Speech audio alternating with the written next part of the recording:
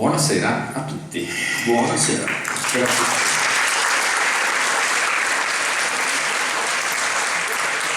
Lui è Alessandro Coppo.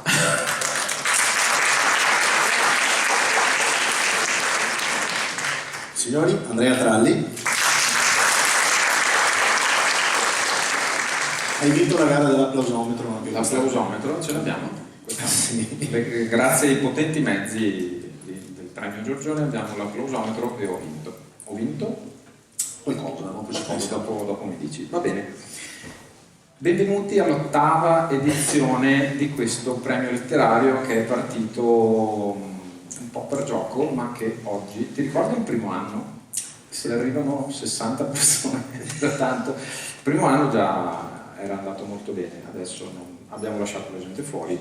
Sì, ci scusiamo, ci rendiamo conto che alcuni di voi non sono comodissimi, però per far contenta quanta più gente possibile abbiamo optato per mettere le persone divise per gruppi e via dicendo, insomma, piuttosto che lasciare fuori altre persone abbiamo preferito fare così, ecco. Il premio ormai è decollato, siamo all'8ª edizione, è andata molto bene, ogni anno aggiungiamo qualche tassello. Uno dei tasselli che abbiamo aggiunto al credo terzo anno e che non abbiamo mai più tolto è la Stefani Quartet, l'orchestra del Conservatorio di Castelfranco Veneto, che faccio entrare.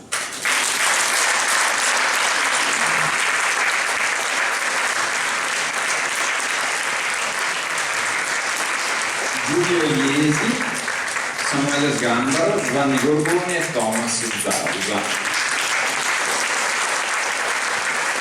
Una collaborazione che va avanti da molti anni, con voi ci siamo sempre trovati in modo spettacolare e credo che il pubblico anche questa sera apprezzerà.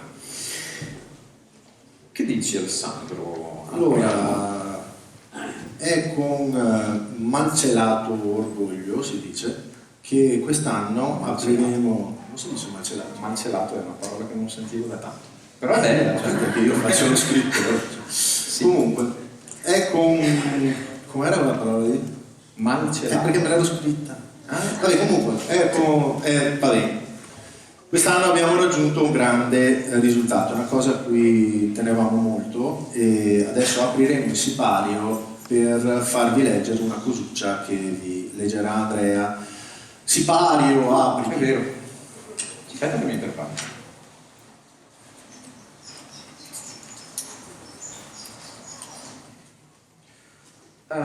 Dico cos'è? Lo dico alla fine. No, dillo. Noi è un po' di anni che invitiamo Luca Zaia. Scusa, ma perché così? Per orgoglio, noi ci proviamo. Quest'anno per la prima volta non è venuto Luca Zaia, perché altrimenti avreste visto le camionette della polizia fuori, per proteggerlo, cioè nel senso. Però è stato gentilissimo perché ci ha mandato una lettera che adesso vado a leggervi. Pregiatissimo Sindaco Marcon, come già comunicato dalla mia segreteria, non potrò partecipare alla serata finale del Premio Letterario Nazionale Giorgione, a causa di concomitanti impegni istituzionali. Esprimo il mio più sincero plauso per questa iniziativa promossa dalla sua amministrazione in collaborazione con diverse realtà associative e scolastiche del territorio. Un'importante occasione di promozione per la città del Giorgione che ha molto da offrire in termini culturali e di accoglienza turistica. Questo appuntamento, giunto all'8ª edizione, si sta consolidando nel tempo, diventando un'iniziativa tradizionale nel panorama culturale veneto e nazionale. Un'opportunità per gli autori di far conoscere i loro lavori letterari, perché le parole sono alla base della nostra conoscenza e consentono di migliorare noi stessi e la società in cui viviamo. Il mestiere dello scrittore è un'arte, o meglio, un artigianato, affermava Margherita Yourcenar, e credo che la similitudine dello scrivere al mestiere dell'artigiano sia davvero appropriata, perché in quest'arte si riconoscono le doti di un lavoratore minuzioso, attento al materiale da plasmare. Mi complimento quindi con i premiati, augurando loro di coltivare la propria sensibilità artistica, perché lo scrivere è motivo di crescita, ma anche un fondamentale mezzo di dialogo fra le persone. Concludo nel rivolgere a tutti i presenti i miei cordiali saluti, Luca Zaia.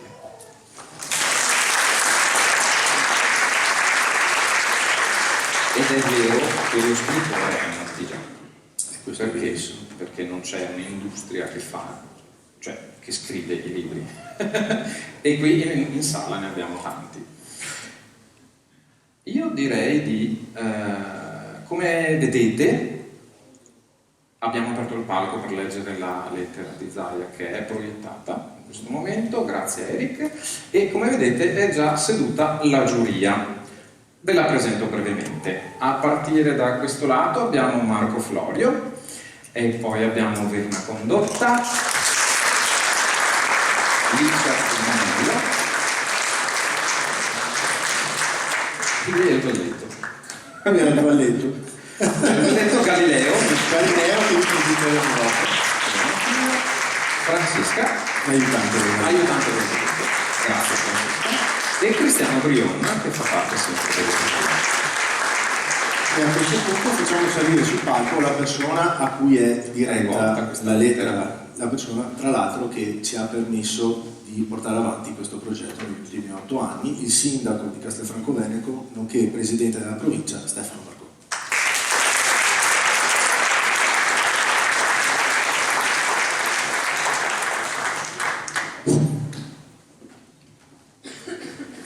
Grazie Alessandro, grazie Andrea. Ricordavi gli 8 anni, mi ha fatto venire in mente che per me è il 9° da sindaco e quindi siete partiti un anno dopo l'insediamento dell'amministrazione che ho il privilegio di rappresentare, e questo caratterizzerà il tempo che resterà nella storia poi, e per il sottoscritto è un motivo di grande orgoglio.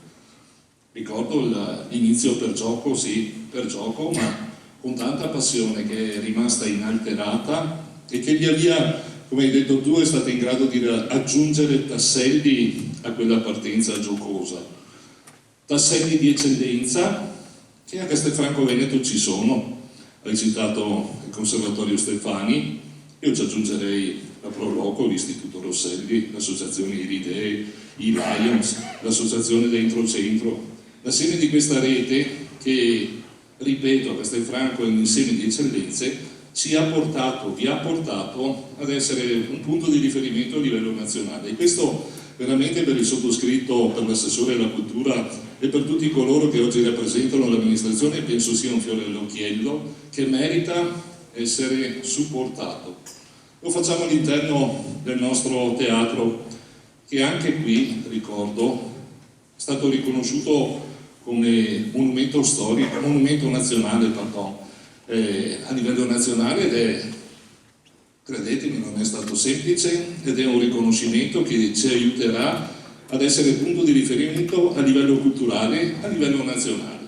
Quindi grazie a voi per tutto il lavoro che avete fatto, grazie alla giuria, che anche il vostro è un compito oneroso. Io sono ad augurarvi un buon premio, purtroppo gli altri impegni mi portano a dover solo partecipare a questo momento di salute, un altro impegno culturale che mi vede essere chiamato in presenza, ma rimarrà qui l'assessore Garbuio a continuare a rappresentare l'amministrazione. Grazie a tutti coloro che si sono iscritti, che hanno partecipato al premio, e ci vediamo l'anno prossimo. Buona serata a tutti voi.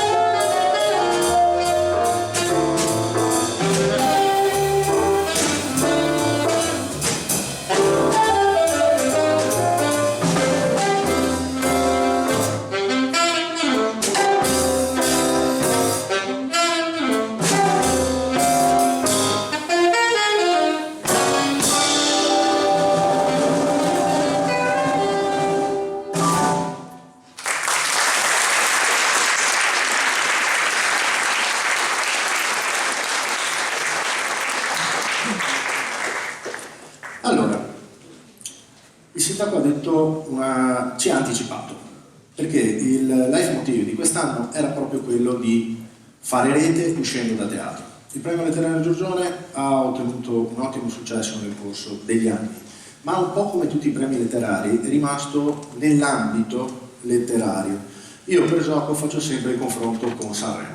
Allora dico, ditemi i nomi di 3 premi letterari: Lo Strega, Il Campiello, tanti non sanno il terzo, non mi ricordo. E ditemi dove vengono fatte le finali, dove sono questi premi letterari. Qualcuno sa dirmi Il Campiello perché siamo vicini a Venezia, il resto non si sa. Ok, ditemi il nome di uno dei festival della canzone italiana. Sanremo. E cosa sai dirmi di Sanremo? Che c'è il festival, che ci sono i fiori, questo, quell'altro, sta l'Ariston.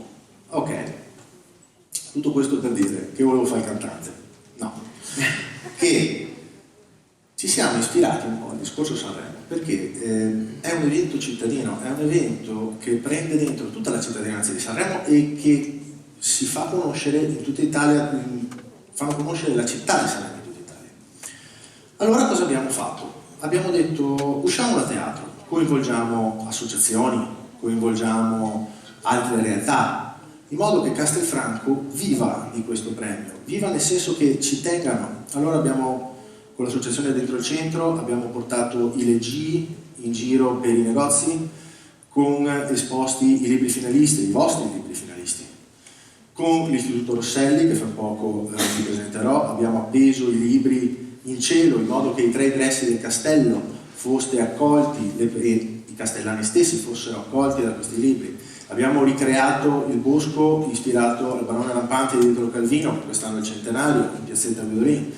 Abbiamo con l'associazione Palio creato una mostra di libri e di vestiti e macchine da guerra del Medioevo, perché Castelfranco è una città murata. Ecco, tutte queste cose sono un lavoro di squadra che mirano a far vedere le bellezze di Castelfranco grazie alle forze che ci sono a Castelfranco.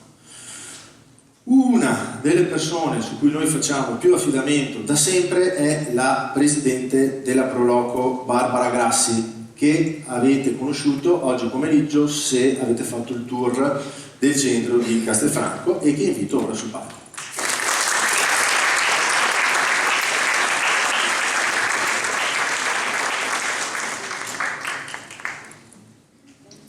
Barbara, che per il 2° anno ha accompagnato i finalisti e adesso vi racconta tutto.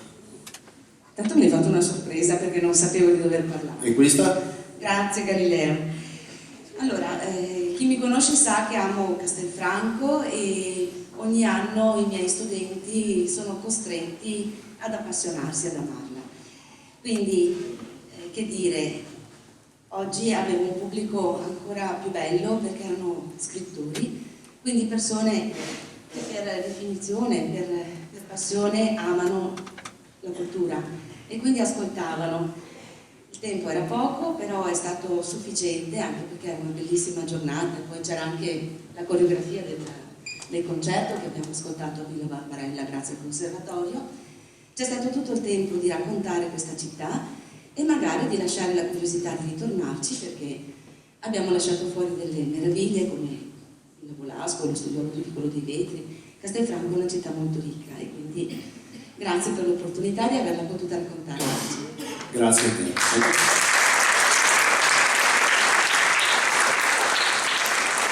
Tra altri 10 anni, se va avanti così, non mi invitiamo il pomeriggio, ma vi facciamo fare una settimana.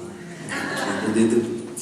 Allora, Barbara, oltre a essere la presidente della Proloco, è anche una delle professoresse dell'Istituto Rosselli. E avrei piacere se fossi tu a chiamare sul palco la preside con le professoresse. Sì.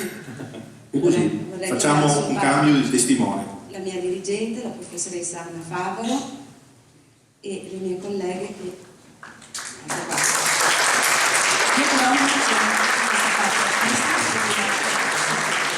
Grazie mille Barbara, gentilissima. Buonasera a tutti. Quando la scuola incontra il territorio nascono sempre davvero dei frutti interessanti. Se poi la scuola è un liceo artistico dove si lavora con i colori e con le forme, può nascere anche una piccola magia. Tanto eccoci qui fiori. Oh, grazie. Ne ho 2. Grazie. Per fare questa piccola magia ci vogliono degli ingredienti speciali, ci vogliono degli insegnanti appassionati e degli studenti che abbiano voglia proprio di esprimere la loro creatività. Beh, questi ingredienti li abbiamo trovati. Le insegnanti, quindi ho una con me, Sabrina Schiavano, lei insegna discipline plastiche, e Margherita invece pilota, non è potuta essere qui con noi, ma lo è con il cuore. E loro hanno guidato i ragazzi nel realizzare quelle bellissime installazioni che avete visto all'interno del centro storico, e penso insomma che la magia l'abbiano davvero fatta, per cui possiamo fargli un bel applauso per il grande lavoro che hanno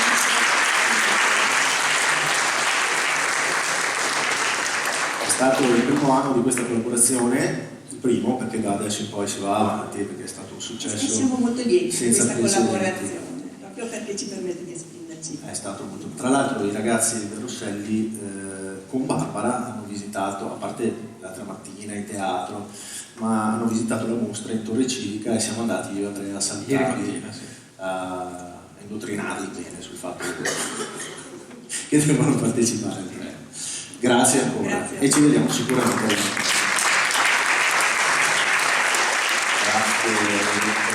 Grazie alla dirigente dell'Istituto Rosselli. Non solo queste collaborazioni, una collaborazione che quest'anno è la prima volta che rendiamo pubblica, perché in realtà è in piedi da un po', però non sapevamo come comunicarla, e allora quest'anno abbiamo scelto per la massima trasparenza. Che fine fanno i libri? È una domanda che ci hanno fatto diverse volte, ed è giusto e sacrosanto, perché in effetti oddio, per lo Strega ne chiedono 500, per noi restiamo più bassi, ne chiediamo 10, i 10 libri finiscono a casa dei giurati, quelli finalisti, e 2 sono una copia nei negozi, che avete visto, i negozi dell'associazione Dentro Centro, che hanno aderito all'iniziativa degli espositori, e quindi di far vedere i libri fisicamente ai propri clienti, o anche a quelli che passano davanti alla vetrina, e un'altra copia finisce in Torre Civica per la mostra, che va avanti da tanti anni. Quanti anni è che va avanti? Tanti. Allora, la mostra, questa era la...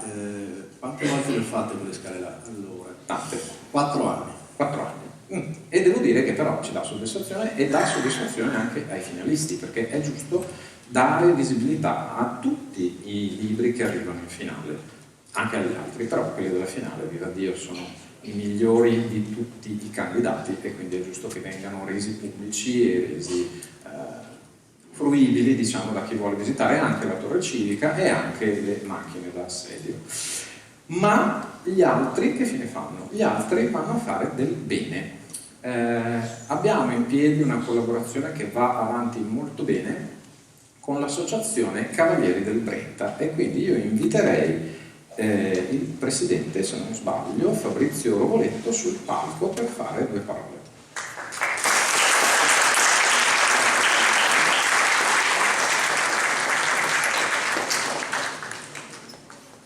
Eccoci qua, benvenuto, grazie per essere qui con noi questa sera. Prego. Grazie a te, grazie a tutti voi, grazie agli organizzatori, buonasera a tutto il pubblico presente, alle autorità. Sì, è esattamente quello che hai detto, che fine fanno i libri? Ecco, noi abbiamo avuto il piacere, tra parentesi ho giusto, certo. il nostro 13° volume, Sì. con Panda Con Edizioni, una collaborazione che ormai dura da 13 anni. Sì. E che tu hai strada facendo incontrato, ho portato avanti per il mio pezzo. Oltre una... Te lo tengo io? No, faccio io, Okay. grazie. Un po' emozionato perché Immagino, è normale. È normale, come tutte le cose, no? Quindi tu ci hai incontrato strada facendo in questi 13 anni, è nato più piccolo, tascabile, sì, molto più su idea dell'architetto Draghi, che purtroppo ci ha lasciato di fronte al Duomo di Padova, purtroppo, però che continua con l'architetto Manfredini. Non è solo un libro di scrittori, ma anche di ricercatori, ed è questo il valore aggiunto di questo volumetto che tu hai sempre portato avanti. Quindi ti ringrazio della collaborazione, come ti ringrazio dei libri che tu ci hai dato.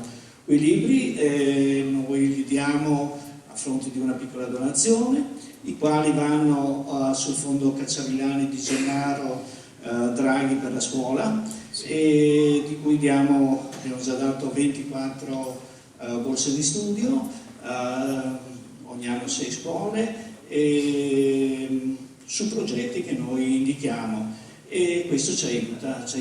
Ecco, poi noi questo libro lo presentiamo anche nelle scuole, cerchiamo di valorizzare, e con questo io termino e vi porto i saluti della Riviera del Brenta, perché noi siamo tra Dolo e Stra, abbiamo nel nostro stemma la Villa Pisani, per cui grazie per la collaborazione e grazie anche per questo trio. Grazie. Volentieri. Dopo ne abbiamo dei altri. Perfetto, grazie mille.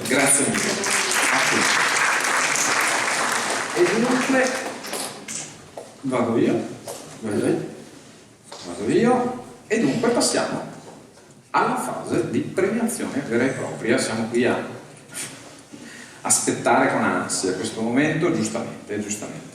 La prima sezione a essere premiata è la sezione Giorgione Giovani, che è nata quest'anno in collaborazione, sempre in collaborazione, è un po' proprio la parola della serata, in collaborazione con il Lions Club di Castelfranco Veneto. Chiamerei qui sul palco il presidente Stefano Benzi.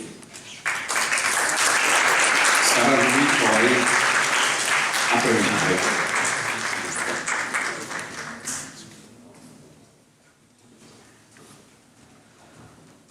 Avvocato, benvenuto, grazie per essere qui con noi. Grazie a tutti. Io saluto le autorità, saluto gli autori presenti in sala, saluto tutte le persone qui che oggi hanno avuto il piacere di essere presenti e raccogliere questo invito. È davvero una grande emozione, sono grandi emozioni stare qui in accademico.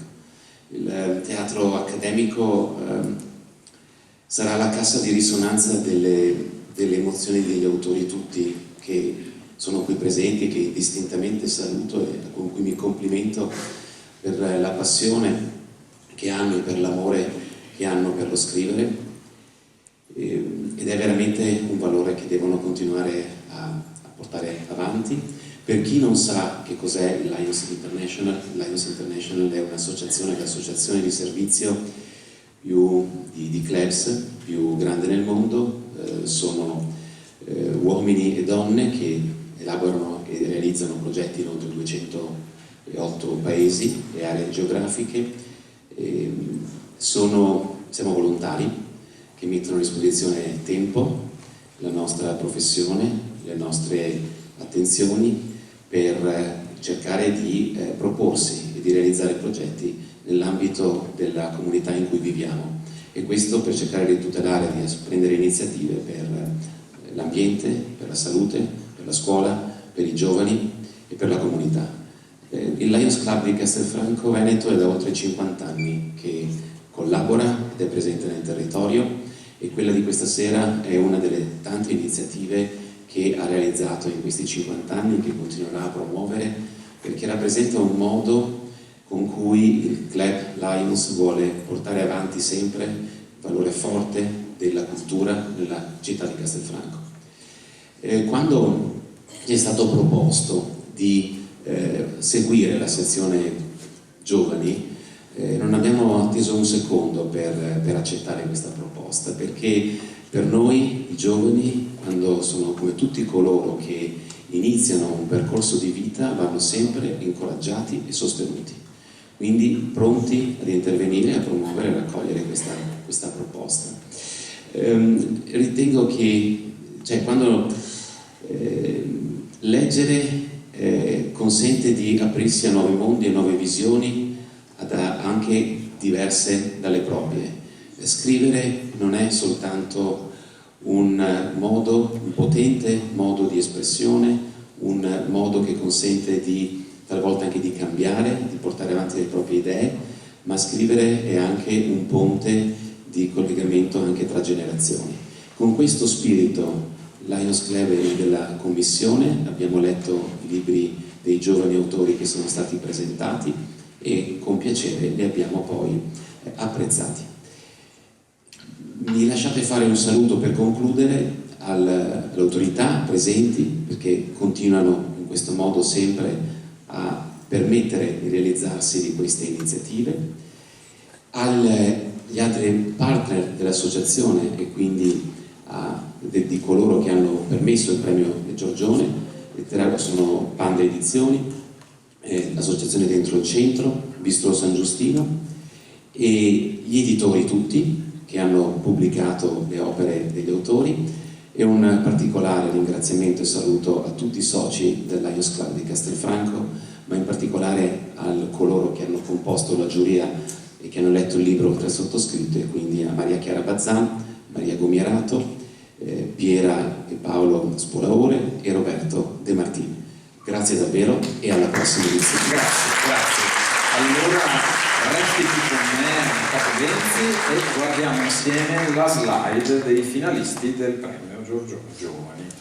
Abbiamo Dario Caselli con Carizia d'Oleandro, Marco Marini con Un Fuori Tema, Maria Grazia Pignata con Il Progetto, Francesco Prosdocini con Io e Gio e Cristina Fiorenzato con Lavanda e Assenzio.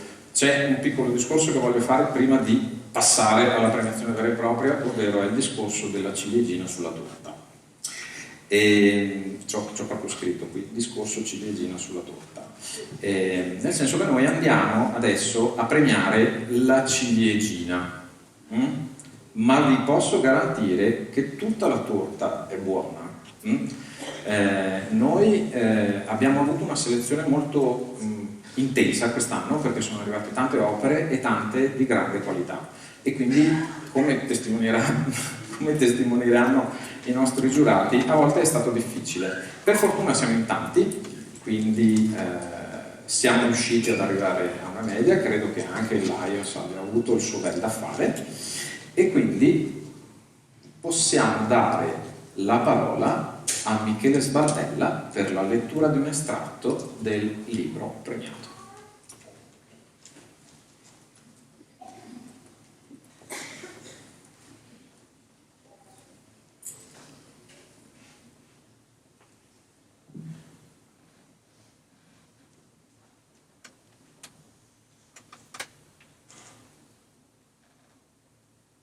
Carico l'ultima valigia nel bagagliaio della Iaris. Non ci sta più niente qui dentro. Papà lo diceva sempre, era troppo piccolo. Mi viene da piangere, ma non posso. Hai preso gli scacchi? Gio mi facendo di no con la testa. Corri a prenderli allora. Lo guardo tornare dentro, di corsa.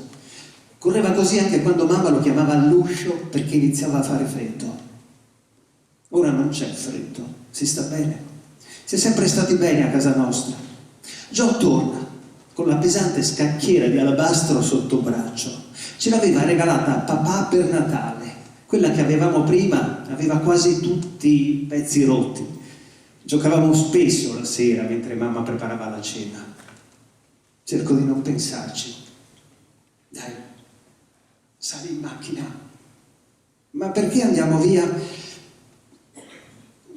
Perché è meglio così, fidati. Gio sale davanti, tenendo stretta la scacchiera. Non vuole metterla dietro assieme ai DVD e a tutto il resto. Chiudo la sua portiera e guardo di nuovo casa nostra. È diventata troppo grande per noi due da soli, troppo silenziosa anche con la TV accesa. Salgo in macchina ed esco dal vialetto per l'ultima volta. Gio guarda avanti, è spaventato e triste. Lo sono anch'io. Mettiamo un po' di musica? Ok?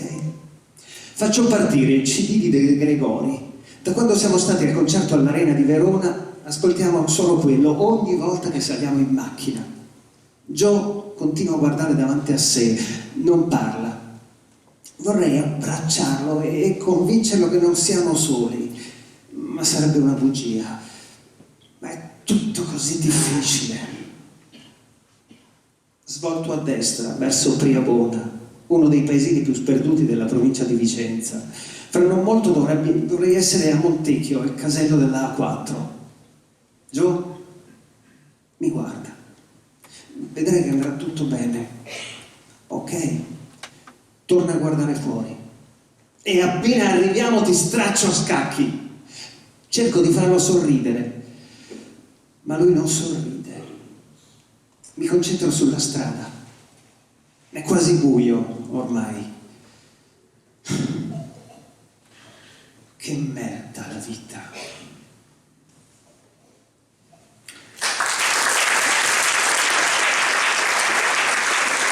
Grazie Michele, Sbarbella, chiamiamo la busta.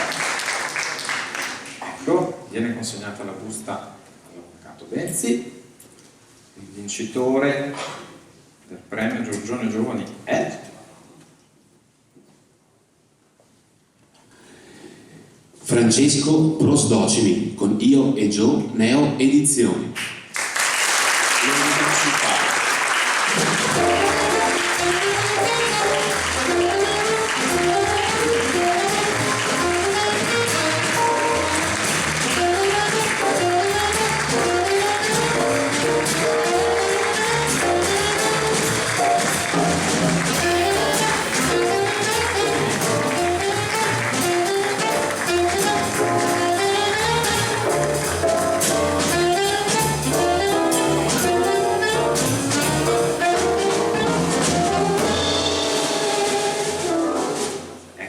targa e il vino.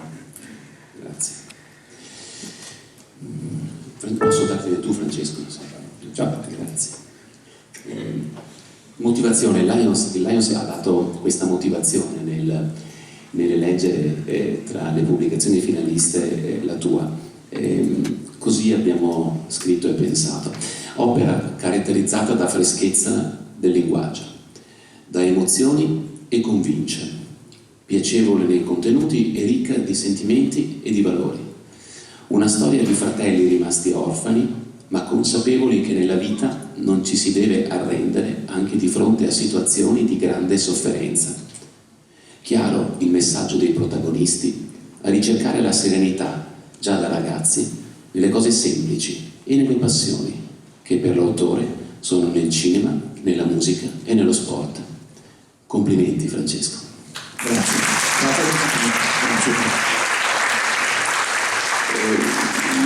Mi danno lo spazio per farti alcune domande. Leggendo il libro mi ha fatto queste considerazioni. Un ragazzo delle medie, Giovanni, un fratello ventenne, Pietro, rimangono orfani di entrambi i genitori e sono soli. Che cosa fanno? Da Priabona, una frazione di Monte di Bona vicino a Valdagno, vanno a Santa Gertrude, il paese più alto della Val d'Ultimo nella zona occidentale dell'Alto Adige che termina a Lana, 300 abitanti. Ma come mai? Da dove è venuta l'ispirazione per quella scelta? Mio padre ha una casa a Santa Gertrude, quindi conosco bene la zona ed è un posto che io amo, proprio sinceramente, e quindi ho deciso che se c'è un posto dove i due fratelli potevano ritornare a stare bene, dovesse essere proprio quello.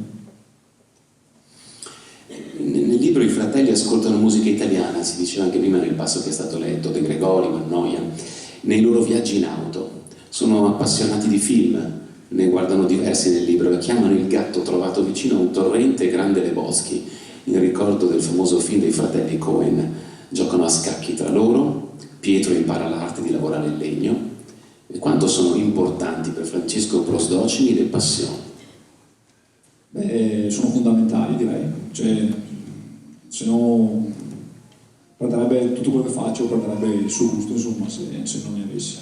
I film mi piace guardarli, lo sport mi piace, la musica l'ascolto, quindi sono fondamentali sicuramente. C'è molto della tua vita, quindi anche in queste... Abbastanza, sì, perché è il fratello più piccolo e con lui guardo i film, ho sempre guardato, e quindi sì, c'è tanto. Il senso di protezione di Pietro verso Giovanni tocca le corde del lettore perché si comporta come un padre, per quello è diventato il suo ruolo, e ricorda sempre il padre al figlio, per ricordargli che lui è lì che lo guarda e che attende che diventi un calciatore del Vicenza come lo era lui. Tu hai detto poc'anzi hai un fratello più piccolo, appunto quanto c'è della tua vita e delle tue esperienze in questo libro? Cosa ci vuoi raccontare con un po' più di parole, perché sei essenziale, lo diremo anche dopo. Me lo dicono spesso, sì. C'è tanto del nostro rapporto, è proprio quello vero che abbiamo noi. Abbiamo 10 anni di differenza, quindi comunque in tante occasioni gli ho fatto quasi da padre, perché magari lo portavo io ai primi allenamenti di calcio che ho cominciato a fare, andavo a vedere le sue partite, e quindi scrivere quelle parti è stato facile perché era tutto vero, tutto quello che sentivo veramente.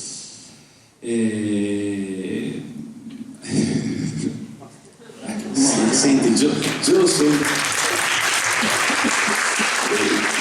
di diventare un calciatore. Gio sogna di diventare un calciatore e con il suo sogno crea la sua personalità, Ce ne parli brevemente, perché lo sport?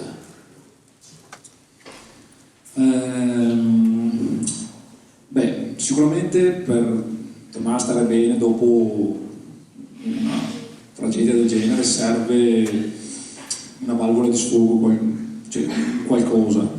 Per me lo sport è sempre stato fondamentale, nel senso, quando vai a fare una partita di calcio, qualsiasi altro sport, mi piacciono diversi sport, tu lasci fuori tutto il resto, insomma. Quindi ne aveva bisogno anche il piccolo, e quindi ho voluto inserirlo, cioè ci doveva stare, insomma. Bene, veniamo allo stile, l'ultimo aspetto che è importante ovviamente, è asciutto, autentico, non ci sono paroloni, sono parole semplici, è un libro ricco di dialoghi, non c'è una parola di più di quella che serve, ma sei sempre stato così essenziale anche quando eri studente? Sì. Come nella vita e nella scrittura, cioè, a me piace fare emergere le cose così come sono, senza dover abbellirle, arricchirle, aggiungere. Grazie. Guarda, Francesco, è un libro che per tutti, è un libro che invoglia la lettura. Ti confido, è piaciuto anche ai miei figli, questo l'ho letto e l'hanno letto poi anche loro. Un invito quindi a tutti di leggere Io e Gio, e ringraziamo anche Neo Edizioni, mi piacerà. Francesco, in bocca al lupo per il prossimo tuo progetto, per il prossimo tuo libro, complimenti, grazie. Bravissimo e grazie. Grazie Francesco, grazie Stefano Renzi e a live.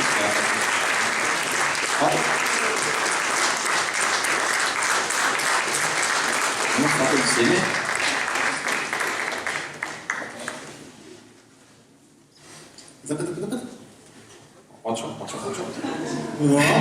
Ci prese un attimo. Anche perché là dentro c'è la bottiglia con l'etichetta del Papa, ma ne parleremo dopo. Ok, grazie mille. Grazie mille per l'invito. Ed eccoci qua, la prima permissione è andata. E adesso? Forse abbiamo un buco di scaletta.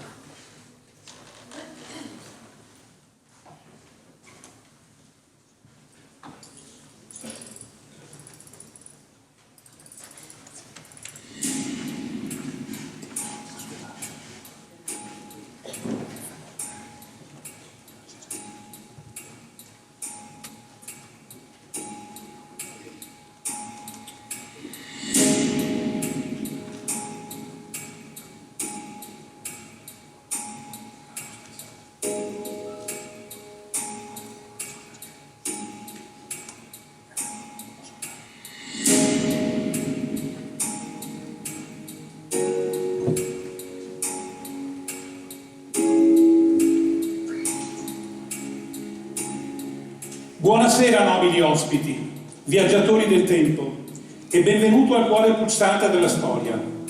Io sono il Signore del Tempo e oggi, attraverso le nebbie dell'antichità, vi condurrò in un viaggio nella storia. Ogni città ha la sua storia, ogni storia ha i suoi eroi e ogni eroe ha il suo destino. Oggi ci troviamo a Castelfranco Veneto, negli anni intorno al 1200 d.C., in un'epoca di leggende e cavalieri, di intrighi e nobiltà d'animo. Si aprono le porte del passato e voi siete gli unici custodi del vostro destino. Preparatevi, perché l'avventura vi chiama e il tempo non aspetta nessuno.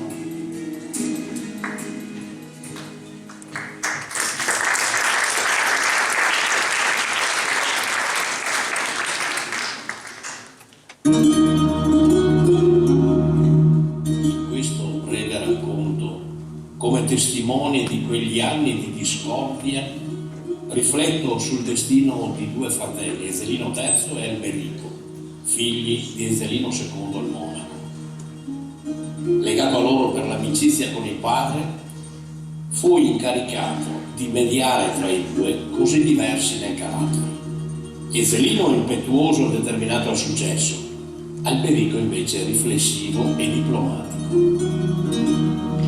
Un fulmine sereno che irruppe nelle case dei molti nobili, pronti a entrare in campo l'uno contro l'altro. Andiamo. La frattura tra i due fratelli sfociò in 4 anni di conflitto aperto in tutto il territorio conteso. Tante strategie si adoperavano per distruggersi l'un l'altro. Anche la corruzione di cui io ne fui testimone e smascheratore. I banchetti celebrati per piacere della convivialità non erano più sicuri.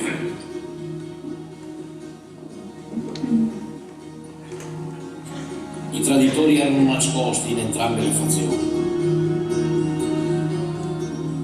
Nessuno era indenne.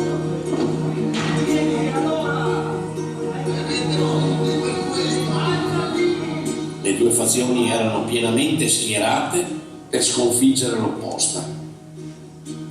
La madre di Ezelino, infamata come strega, aveva allestito ogni castello con erboristerie ed esperte in medicinali che venivano prese d'assalto dagli armati per ogni battaglia.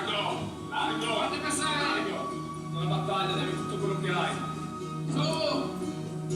Le esperte in medicazione lavoravano a tempo pieno utilizzando e studiando tutti i rimedi per aiutare le persone e gli armati in questi tempi di guerra. Le masnade, legioni armate fino ai denti partivano velocemente alla volta di nuovi scontri locali.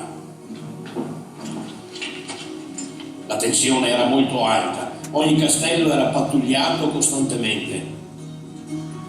Distruzioni, incendi e morte segnarono quegli anni, con i castelli che passavano di mano tra i fratelli. Eppure, nel cuore di questo turbamento, luccicava una tenue speranza di riconciliazione.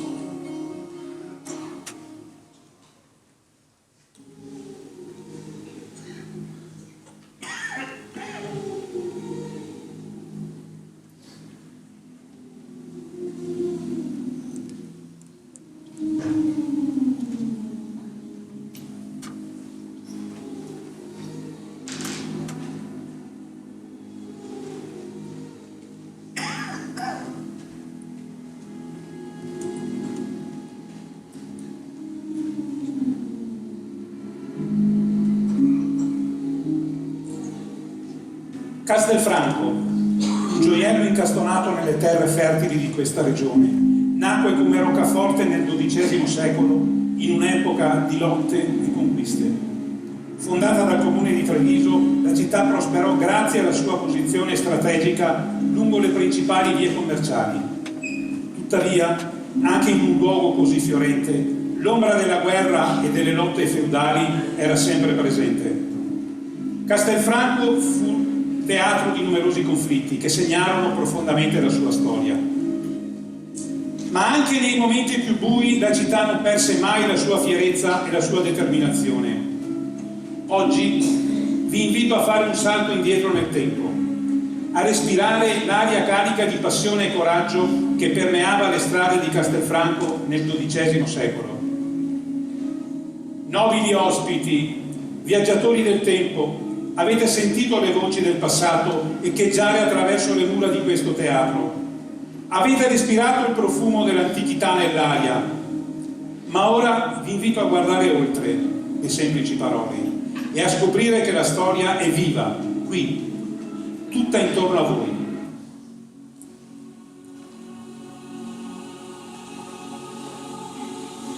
Vi invito a girarvi, a scrutare ogni angolo di questa sala, perché proprio qui, tra di voi, la figura dei nostri eroi antichi prendono vita.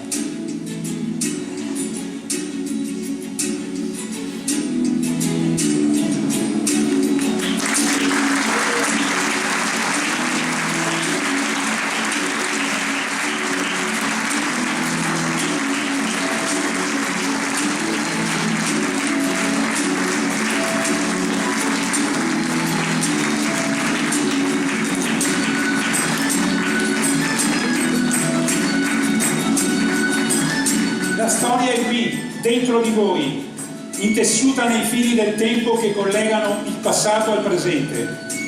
Vi invito a vivere ogni istante come se fosse un frammento di storia, perché solo così potremo veramente capire il nostro passato e plasmare il nostro futuro. Vi aspettiamo a settembre e che la storia continui a brillare nel vostro cammino.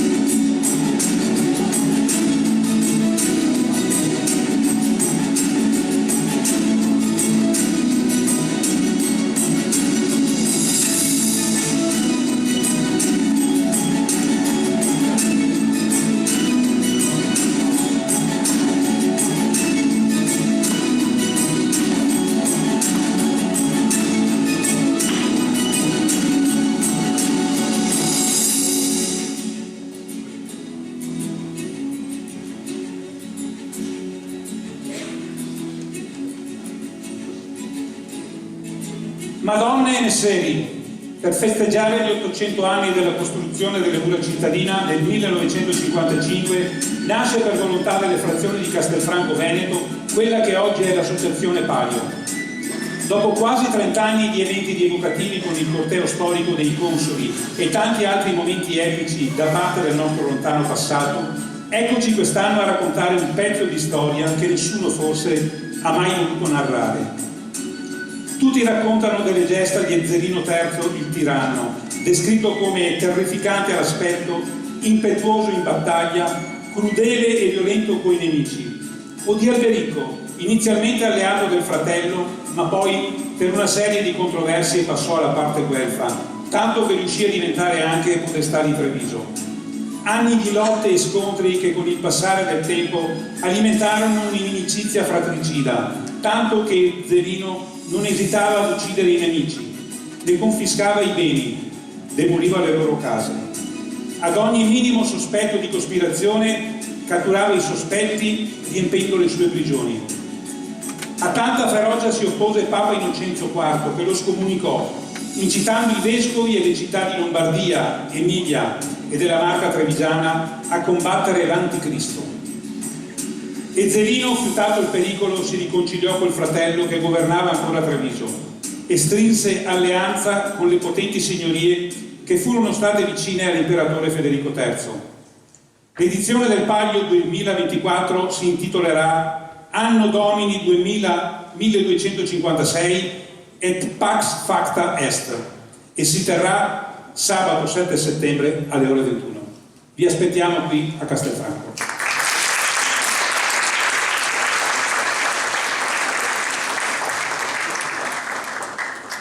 Grazie all'Associazione Palio, quest'anno c'è questa collaborazione. Benissimo, grazie, è stato un momento sicuramente molto bello, sicuramente diverso dal solito, non capita spesso.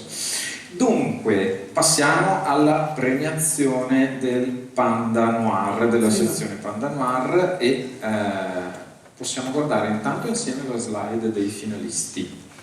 Eccoci qua. Sono 10 i finalisti: Stefano Cosmo con Dentro la gabbia, Valeria Corciolani di Rosso di luce, Ivo Mei Dominium Dei, Antonella Favaro Il carteggio Shakespeare, Linda Tugnoli La forma del ghiaccio, Antani Mascetti, che suona qualcosa, cioè, per chi sa, Antani Mascetti, Le eredità del male, Cetara, Graziano Cetara, scusatemi, un momento di defiance, con Milena Sutter, Stefania Crepaldi con Morire di Fabella, Federica Gaspari Oltre il fiume, Maria Letizia Grossi Stelle nere. Faccio un piccolo accenno al lavoro della giuria, che io ringrazio sentitamente di cuore, vi chiedo un piccolo applauso, perché i libri sono stati tanti. La scelta, come vi accennavo prima, è stata difficile. Un ringraziamento particolare a chi si è fatto il mazzo per leggere tutti i libri, perché non è stato facile, però è stato un piacere. Un pensiero particolare va ai giurati che non sono presenti qui questa sera. Alberto Pellai, il vincitore dell'anno scorso. Noi abbiamo chiesto a tutti i vincitori degli anni precedenti, così come chiederemo a tutti i vincitori di quest'anno, di far parte della giuria dell'anno prossimo, per una questione di trasparenza, nel senso che poi chi vince poi vede anche come funziona dall'altra parte, perché fa parte della giuria. Non è un compito semplicissimo. Alberto Pellai, per esempio, ci ha detto: guardate, c'ho un sacco di roba non ce la faccio, e invece lo saluto comunque, perché devo dire che dopo la vittoria dell'anno scorso, viva Dio, è veramente dappertutto ed è stato molto gentile a settembre a dare il via alla rassegna Premio Giorgio Neoffo, di cui citeremo dopo quello che succederà in futuro. Altri giurati che ci tengo a salutare sono Gino Dondi e Nicolas Patrono, che per problemi di salute non sono riusciti a essere presenti, che però hanno dato comunque il loro contributo, di cui li ringrazio, ma in particolare a Giovanni Marilli, che purtroppo ha avuto un lutto, però ci tengo particolarmente a salutarlo. Sei nei nostri cuori e ti diamo un abbraccio forte. Vi chiedo un ultimo applauso per lui, perché è stato veramente molto bravo. Io direi di venite qui con me, Cristiano Brione, Virna Condotta, che premierete la prima parte, la menzione d'onore. Volete dirci due parole? Come state? Come è andata? Una cosa veloce, Molto bene. È andata benissimo. È andata benissimo? Sì. Grazie, Gabriele. Grazie. Come è stato essere in giuria, Virna? Intanto ricevere un pacco con 25 libri gratis, per me, che sono una lettrice compulsiva, è un bellissimo regalo. È stato anche impegnativo. Poi, come? È stato anche impegnativo, immagino. No. No? No, per me leggere non è mai impegnativo, Benissimo. è proprio il mio passatempo preferito, per cui sì, grazie anzi di avermi dato l'opportunità di essere in giuria, perché io non sono una scrittrice. Però di forte lettrice. direi. Per te, Cristiano, come è stata quest'anno? Beh, innanzitutto buonasera a tutti. Non è la prima volta che sono su questo palco come giurato. Ogni anno è un piacere, è anche un onere, nel senso che è effettivamente impegnativo conciliare tutto, però insomma, sicuramente è una bellissima esperienza che insomma, mi auguro e spero di poter continuare. Colgo l'occasione un secondo per salutare il gruppo letterario del Bistrò Letterario, che è il gruppo di lettura di Castelfranco Veneto, che è in sala e che ci tenevo a salutare per il contributo che dà sempre alla nostra piccola causa culturale castellana. Ottimo. Grazie. Io direi che possiamo dare la parola a Michele Sbardella per la lettura di un estratto della menzione d'onore.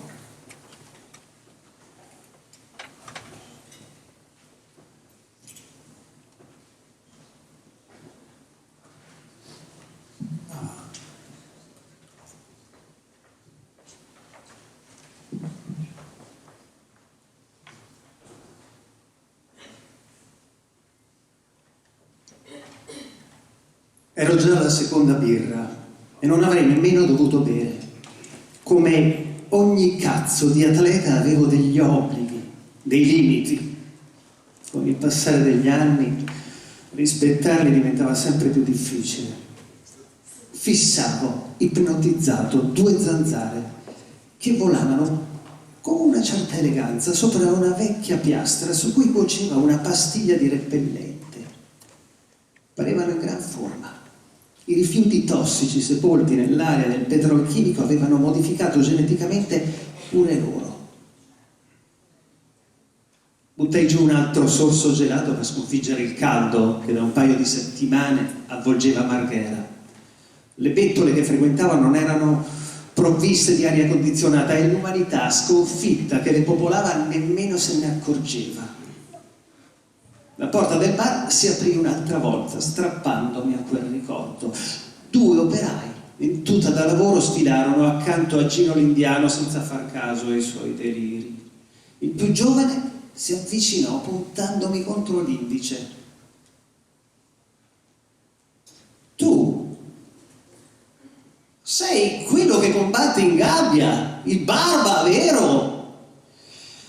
Annui, sperando capisse che volevo farmi i fatti miei. Cos'è che fa? Domandò il collega. L'altro sbuffò. MMA sta per arti marziali miste, è una disciplina dove si mescolano pugilato, kickboxing, lotta a terra e altri stili, spiegò. Tutto in un solo incontro? No, a rate, avrei voluto rispondere, ma mi trattenni. Continuarono a parlare tra loro. Pagai le birre e non appena misi mano al portafoglio, Gino si alzò. Se non me lo offre un biglietto dell'autobus? Domandò, trascinando le parole. Gli allungai una banconota da 5 euro. La prossima volta chiedilo al tuo amico, dissi, indicando la sedia vuota davanti a lui.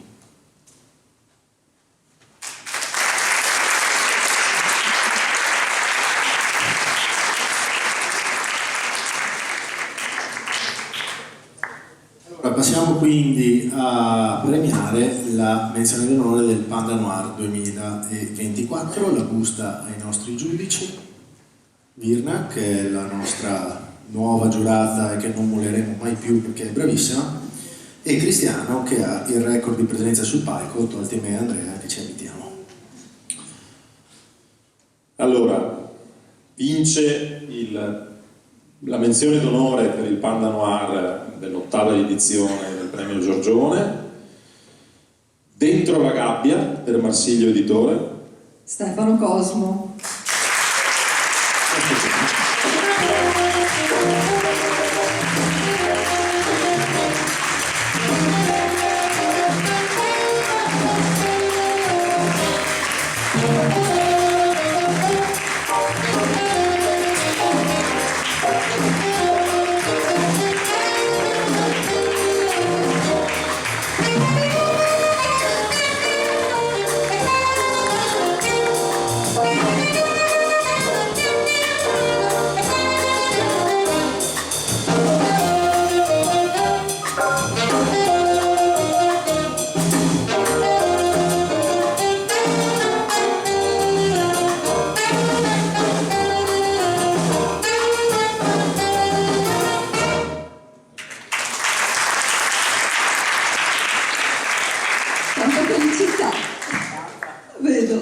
Vedo, congratulazioni ancora. Senti, tra le domande, la prima che ti facciamo, e ti do del tu perché insomma, quante gabbie fisiche e psicologiche ci sono nel tuo romanzo? Innanzitutto grazie, buonasera a tutti, grazie mille. Sono molto contento di ricevere la menzione d'onore. E prima di rispondere alla domanda, lasciatemi dire una cosa: sono molto contento perché la decina che avete visto, insomma, era composta veramente da autrici e autori di altissimo livello, oltre che anche da alcune amiche in sala come Stefania Crepaldi e Valeria Corciolano, che saluto. E sono tante le gabbie, sono tante per i personaggi e sono tante per noi. E il punto è che quando si è in gabbia, no? Moreno Zanoni, il protagonista del libro, lo sa bene, in gabbia è l'unico posto in cui lui non può mentire e non si mente, perché in gabbia o si combatte o si va al tappeto. E c'era un vecchio allenatore che diceva: o si vince o si impara, e di solito la gabbia è spietata nella sua realtà, ma rispecchia anche quella che è la vita. Allora, di tutti i libri che mi sono arrivati per la giuria, il tuo è stato il primo che ho iniziato a leggere, ed è stato amore a prima parola, posso dirtelo tranquillamente, per alcune cose tipo la frequentazione del Forte Marghera e di come dipingi l'ambientazione.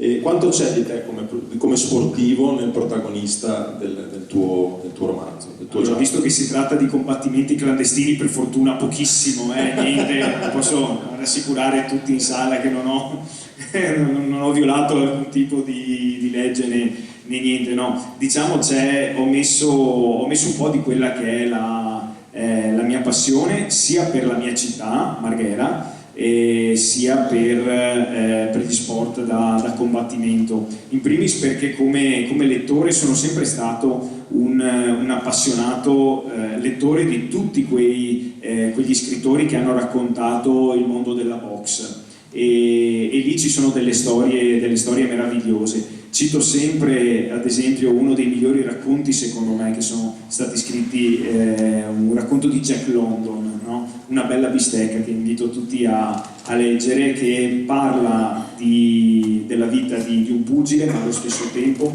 parla di società, parla di una classe sociale che aveva come unica risorsa le proprie mani per uscire dalla povertà e dalla fame.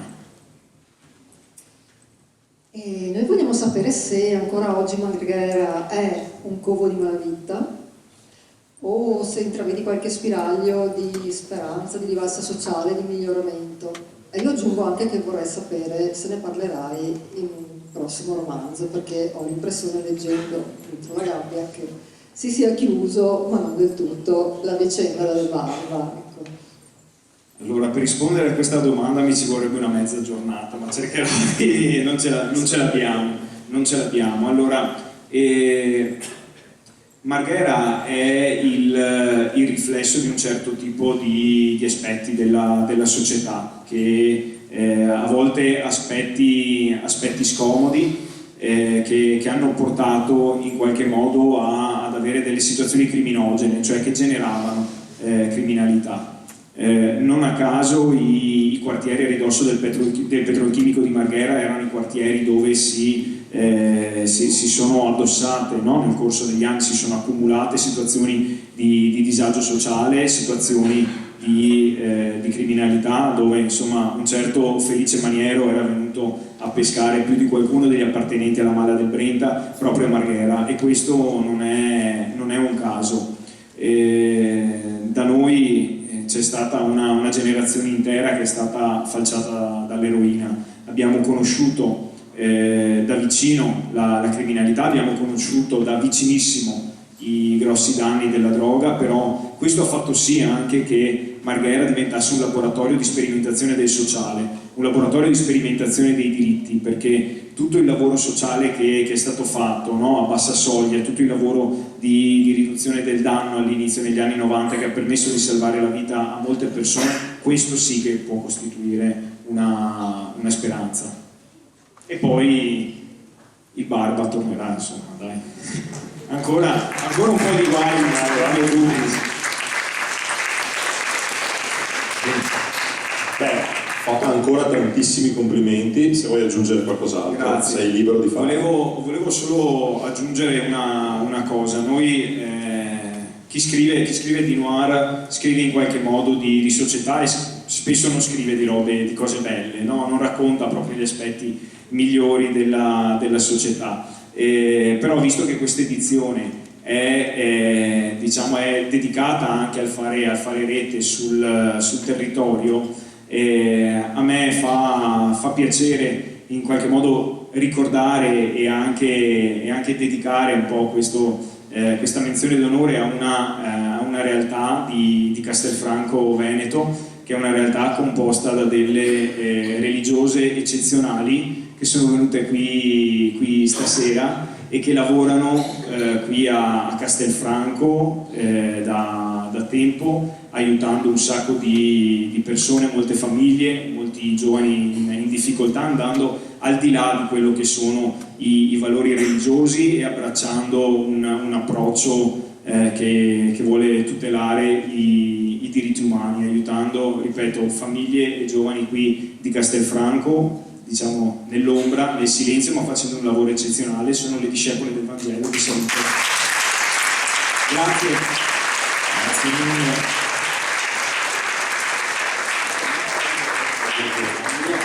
No, quello è tuo. Una piccola foto con i due giurati. Guarda che bene. E grazie mille. Grazie ancora. Ed eccoci qua, siamo arrivati al vincitore della sezione Panda Noir. Ringrazio Virna, ringrazio Cristiano. A premiare il vincitore della categoria Panda Noir sarà Marco Florio.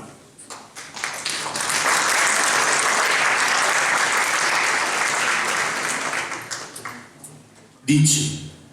Ma io mi ero preparato la risposta che ha dato lei. Sul pacco di 25 per ora, già detto. Marco era qua con noi l'anno scorso?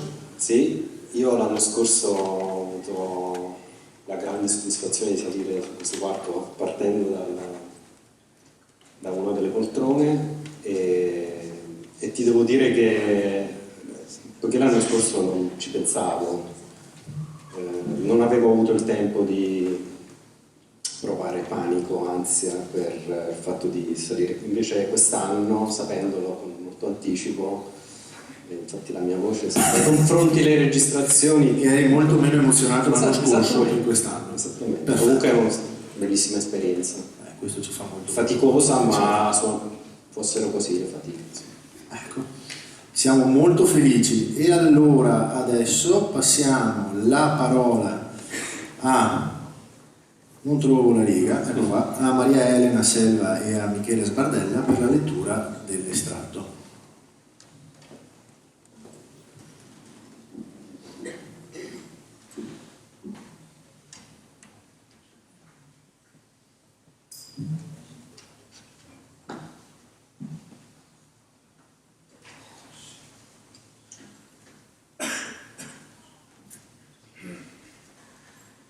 Non era da Elizabeth tardare senza dare notizie di sé all'amica. Iniziava a preoccuparsi seriamente. Il suo cellulare risultava non raggiungibile, probabilmente era spento. Alice si ritrasse dalla finestra, prese il telefono e inviò un messaggio al suo amico Damiano, ma nemmeno lui aveva nuove della ragazza. Guardò in silenzio il cellulare e si decise di chiamare la polizia. L'uomo che rispose al 113 le fece una serie di domande generiche riguardanti lei e l'amica, poi approfondì. Quando è che l'ha sentita per l'ultima volta? Oggi, poco dopo le 18, mi ha mandato un messaggio dicendomi di aspettarla a casa per cena alle 19:30. Voi vivete assieme? Sì, siamo coinquiline. Ad Alice sembrò di percepire una sgradevole sfumatura ironica nella voce dell'uomo. Adesso sono le 23. Non le sembra un poco presto per allarmarsi? No, perché non è da Elizabeth tardare senza avvisare. E ha provato a contattarla telefonicamente? Ovviamente, ma il telefono risulta spento o staccato. Ma mi scusi, la sua amica potrebbe aver modificato i suoi programmi per la serata? Mi avrebbe avvisata. Dopo qualche istante di silenzio, l'uomo riprese. Allora io prendo nota delle generalità della sua amica, ma mi sembra un tantino prematuro mettere in moto tutta la macchina delle ricerche per quello che potrebbe essere un banale ritardo o un telefono con la batteria scarica. La ragazza si rassegnò. Va bene, ma se non torna, cosa faccio? Io ho trascritto quanto mi ha detto, provvederò a divulgare la notizia. Se lei dovrebbe presentarsi in questura a formalizzare la denuncia di scomparsa entro 72 ore. Ora, se la sua amica dovesse farsi viva prima, ce lo comunichi subito. Grazie.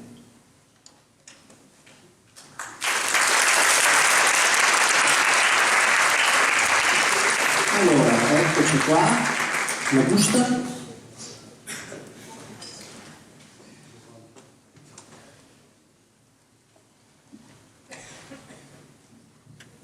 Marco? Sente?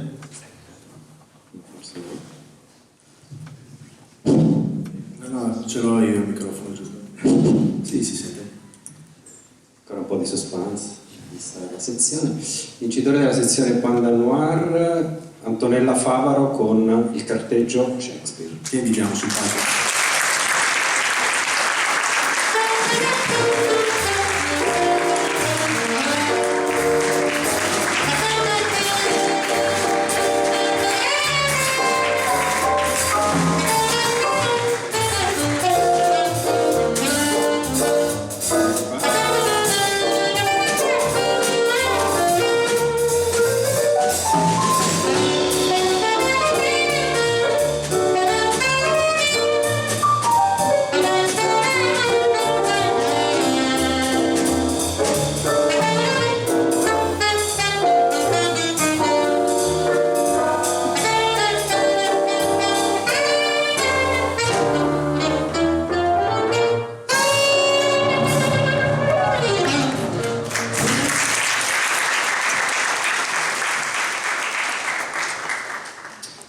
Posso darti del tuo, Antonio? Assolutamente sì. Allora, qualche domanda anche per te. La prima riguarda la scelta della struttura narrativa per il romanzo. Il libro, senza spoilerare, insomma, è strutturato appunto su due piani differenti, uno a presente e l'altro o meno. Come nata questa scelta? Intanto grazie di questo premio e buonasera a tutti. Diciamo che è stata una scelta obbligata. Io sono un'appassionata studiosa di storia, soprattutto storia di Venezia del Cinquecento, e quindi ho scelto di scrivere un giallo perché fare ricerche storiche negli archivi è come risolvere un crimine, un mistero, però c'è l'elemento storico e quindi ho scritto all'inizio di ogni capitolo una parte, diciamo, ambientata nel Cinquecento proprio per tenere parallele due storie che dopo naturalmente si uniranno. Ok. Nel rispondere alla prima domanda in parte hai già risposto alla seconda domanda che volevo farti, che è la scelta della città. Tu sei, ricordo bene le tue note biografiche, sei di Udine. Vivo a Udine da più di 30 anni, però sono originaria di un paese in provincia di Venezia. Ah, ok, quindi comunque la scelta della città, che insomma è una città unica, penso che si possa dire per poche città al mondo come per Venezia, città unica, ha a che fare con quello che stavi dicendo prima, quindi con la suggestione, la tua passione per la città. Per la storia di Venezia, che nasce per questioni personali, perché sono vissuta in una villa veneta del 400, facendo molte ricerche fin da quando ero giovane, ho scoperto un legame con Shakespeare, che è un po' difficile adesso da spiegare, e quindi diciamo che per tantissimi anni ho scavato negli archivi veneziani e non solo, e quindi questa passione c'è sempre in tutti i miei romanzi. Quindi c'è anche un po' di archeologia, se vogliamo. Assolutamente sì. Nel tuo romanzo. Senti, mi ricollego a una cosa che è stata detta prima da Stefano Cosmo sul fatto che spesso, un po' stereotipando il genere noir, giallo, si tende a pensare che i romanzi che vengono etichettati in questo modo non ci sia spazio per la luce o comunque per sentimenti positivi. Nel tuo, diciamo, nella scrittura in generale per te, nella narrativa, quanto sono importanti sentimenti come l'amore, l'amicizia, anche al di là di quello che poi tu hai, come dire, al di là del modo in cui li hai tradotti poi nella trama del tuo romanzo? Beh, ovviamente sono fondamentali. A me piace scrivere storie a lieto fine, per come sono fatta io, e quindi anche i personaggi hanno anche molto di me, cioè sono molto autoironici, molto ironici, e quindi io non potrei mai scrivere un noir, un thriller, quindi il mio lo definirei più un giallo poliziesco, se vogliamo, ma con una nota fortemente storica e di ricerca, quindi un scoprire qualcosa che si scoprirà che chi è l'assassino, ma non è quella la cosa più importante in questo giallo. Va bene. Complimenti ancora. Grazie mille.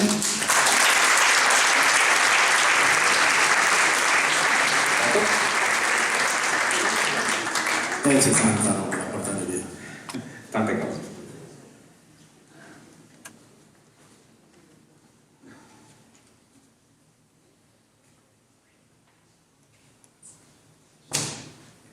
Grazie mille. Grazie mille. Cari giurati.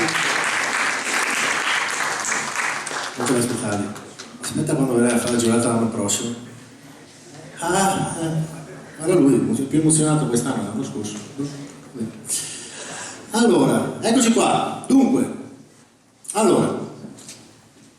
adesso assisterete, grazie ai nostri potenti mezzi, a un cambio radicale del palco. Approfitto di questo momento per farvi vedere 3 cose.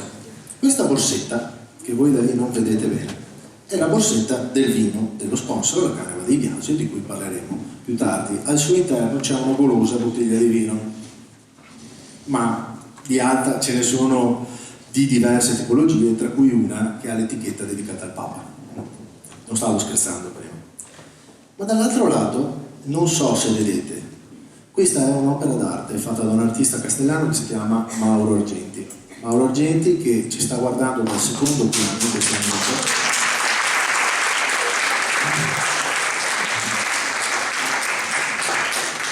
Insieme al figlio Elia e alla madre, che è la mia carissima amica, tra l'altro, che ha tra l'altro visto tutte le edizioni del premio. E questa borsetta è un'opera d'arte firmata e numerata che contiene un'altra opera d'arte veneta, il vino che produciamo, che produce la Caneva dei Biasi. Ci tenevo a farlo vedere, dopo quando saremo al rinfresco troverete anche l'artista con cui potrete discutere e potrete vedere le varie borsette, che ci porta Galileo. Galileo non è un balletto qualsiasi, Galileo anche Galileo è stato a più edizioni del premio. L'anno scorso aveva espresso il desiderio di venire a fare il balletto, giusto? Non hai il microfono, ma dei tuoi. Me lo sono dimenticato, perché stavo. Chiudo dicendo che Galileo Tralli quest'anno ha stravinto le edizioni dei giochi. È il vincitore delle Olimpiadi di matematica.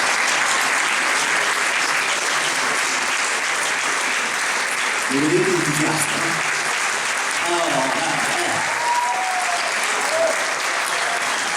E a metà marzo andrà col padre, perché la mela casca vicino maggio, scusate, a Palermo a partecipare alla finale, che ha buone possibilità di vincere, quindi si spera di andare in Europa.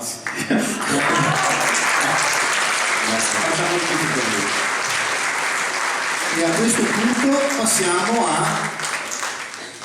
a fra sorpresa.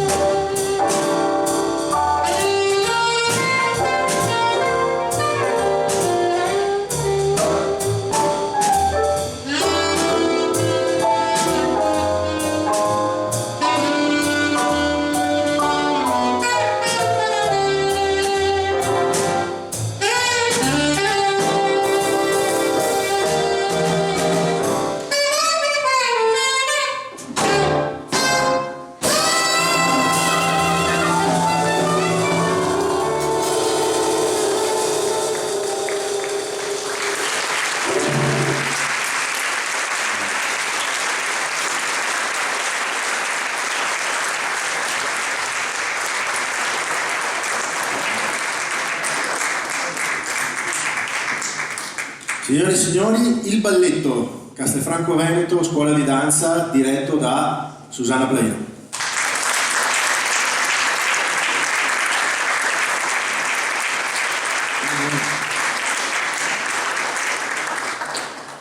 È il secondo anno che il balletto viene ad esibirsi questa serata, visto l'enorme successo dell'anno scorso l'abbiamo chiamata subito. Susanna, dai, dici qualcosa.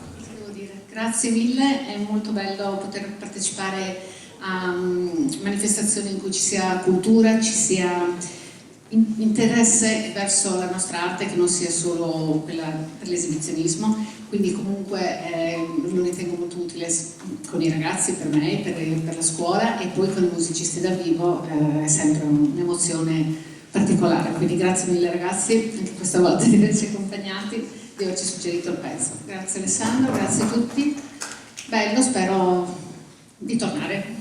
Possiamo far venire le grazie.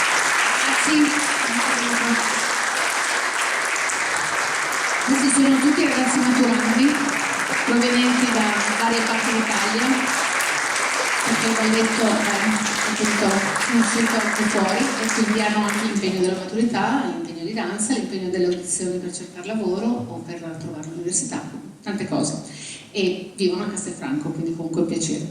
Grazie.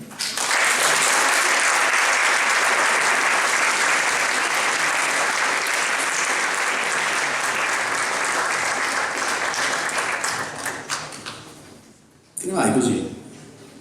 Va bene. Susanna è una di quelle che bisogna tirarla. Bene, come potete vedere, sempre i nostri potenti mezzi hanno già praticamente riallestito. Io non capisco perché paghino ci vuole questi lavori quando ci giusto un secondo. ci siamo. E arriviamo adesso a quello che abbiamo definito l'angolo preferito di Andrea Tratti. Sì, per cui angoli preferiti ne ho diversi. Dunque, passiamo alle curiosità. Come sempre, l'anno scorso aveva riscosso un sacco di successo. Devo dire a Alessandro però che ci sono rimasto un po' male perché mi hanno detto che faccio ridere. Mi dispiace. Non lo so perché sarà una cosa involontaria probabilmente, perché sono un pagliaccio dentro. Dunque, niente, l'unica curiosità di quest'anno, cioè le curiosità sono due. La prima curiosità sono le percentuali delle regioni che sono arrivate quest'anno. Non sono cambiate tantissimo. Io odio la Valle d'Aosta. E anche la Valle d'Aosta ricambia, perché come tutti gli anni anche quest'anno la Valle d'Aosta non ha praticamente partecipato, non ha mandato assolutamente un tubo. Devo dire che c'è stato un leggero aumento del Veneto rispetto all'anno scorso, però non importa fino là, è una diminuzione della Lombardia, non so come mai, sarà stato un problema di meteo probabilmente, però vabbè, è tanto per dire che tutta Italia ha partecipato, nel senso che non è vero che il Veneto ha partecipato in larga misura, però in realtà sì, insomma, fino lì, ecco, nel senso che la stragrande maggioranza degli autori che hanno partecipato sovvengono da fuori del Veneto. Infatti c'è chi si è fatto un po' di strada per essere qui questa sera e vi ringrazio molto. E niente, poi c'è la curiosità del tuo libro, Alessandro. La curiosità del mio libro, che è una curiosità di quelle curiosissime. Tanto perché metà della gente che è qua oggi è venuta a mangiare da noi e un quarto e cosa ha mangiato? Che sono la stessa persona, perché non ho la sei sempre tu. Allora è successo questo. Non volevo dirlo, infatti non l'ho mai detta, stavo ben 8 anni, però stavolta la diciamo. Allora un bel giorno lui viene da me e mi dice: facciamo un libro sui tramezzini. Ridi, scherza, ridi, facciamo questo libretto sui tramezzini. Grandi risate quando te l'ho proposto. Esatto, cosa viene fuori? Un libro a 5 pagine. Quel libro è stato il libro dei tramezzini più venduto in Italia per non so quanti anni ed è la fonte principale di Wikipedia sul tema tramezzini. Stiamo parlando di un libro sui tramezzini, cioè alta cultura, sì. Però buona.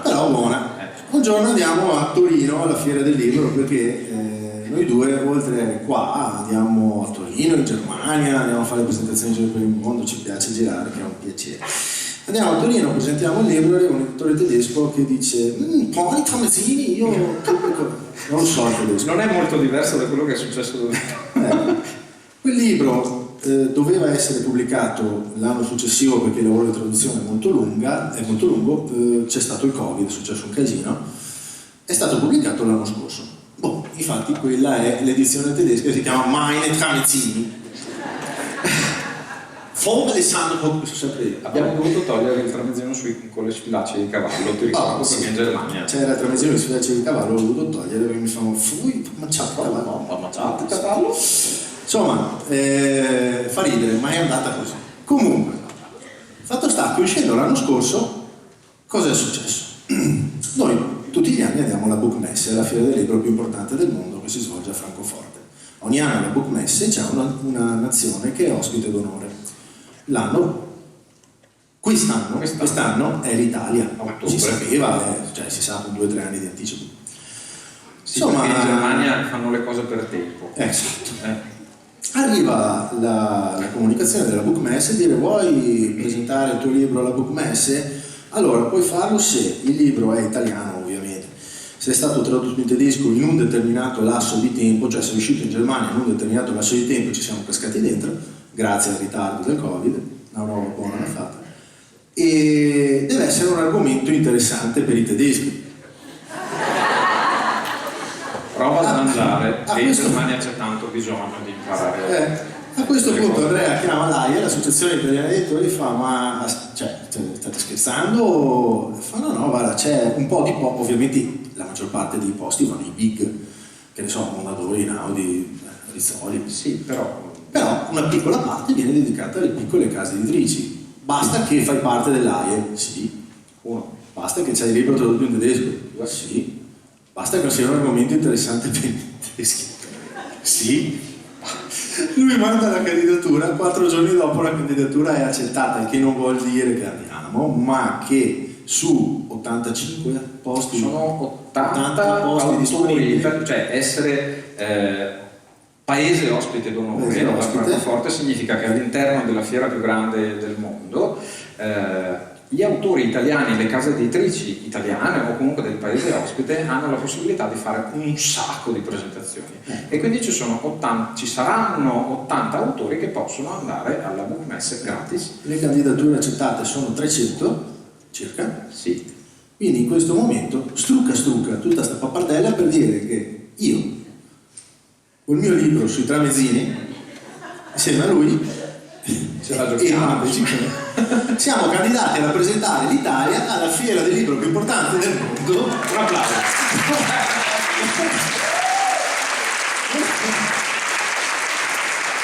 Un libro che parla di quello che abbiamo mangiato oggi e che mangerete dopo. Io non lo so se succede, ragazzi. Però se succede non è male. Bene, vabbè, fa molto ridere perché è tutto vero. Bene, basta. Allora, col momento curiosità direi che abbiamo terminato. Alessandro, abbiamo fatto ridere abbastanza la gente. Sì. A questo punto passiamo alla parte migliore di tutta la serata, cioè i ragazzi dello Stefani Quartet che ci seguono ormai da tanti anni. E il nome di questo quartetto, il quartetto di stasera, è Insonnia d'amore. Thomas, dopo ne parliamo con calma. Signori, Stefani Quartet.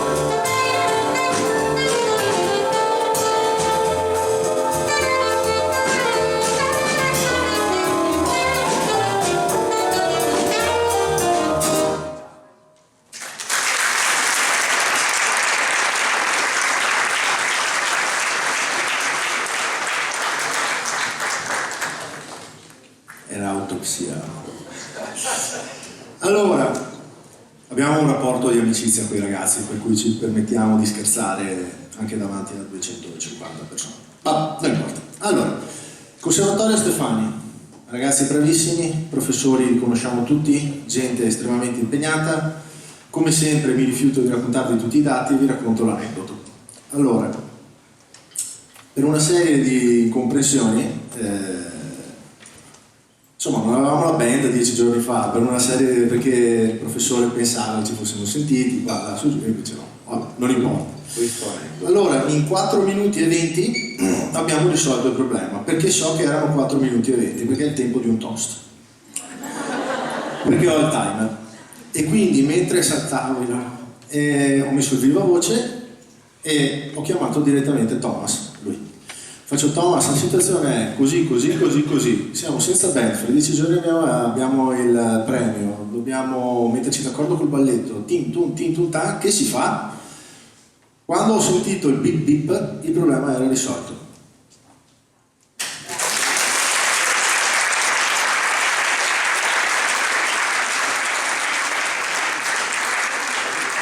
Quattro minuti e 20 per tirare su il quartetto, decidere quando fare le prove, mettersi d'accordo, e questo è il risultato. Non so, vedete voi.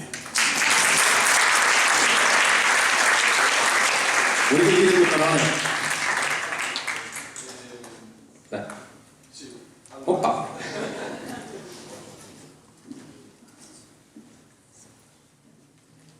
Allora, rispetto a papà? È quello nero. No. A me funziona sempre. È il soffio magico. È il soffio magico. Beh, allora, intanto grazie a tutti di essere qui. E io ringrazio in primis Alessandro, perché ormai è la prima volta che abbiamo suonato qui, almeno che io ricordo, era il aprile 2018. Probabile, sì. Sì, perché la band era ancora lì sopra. Mamma mia. Ecco, insomma. Figurati col balletto. Mamma, c'era ancora il balletto, però. No, niente, diciamo che ormai è un'istituzione questo premio che io apprezzo tantissimo, il fatto che estenda la condivisione della partecipazione anche al conservatorio, perché è una realtà di questa città molto importante che ovviamente viene messa in risalto da questo tipo di evento. E chiaro che il quartetto, quintetto non è sempre lo stesso, ci interscambiamo un po', ci organizziamo alla bene meglio, troviamo le parti, però alla fine qualcosa riusciamo a fare. Ecco, insomma, noi siamo lo Stefani Jazz Quartet, al pianoforte c'è Samuele Sgambaro,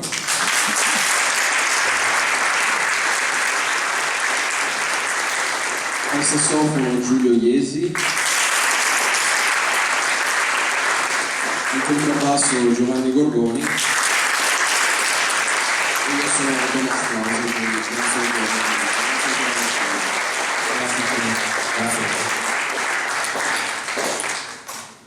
Ah, no!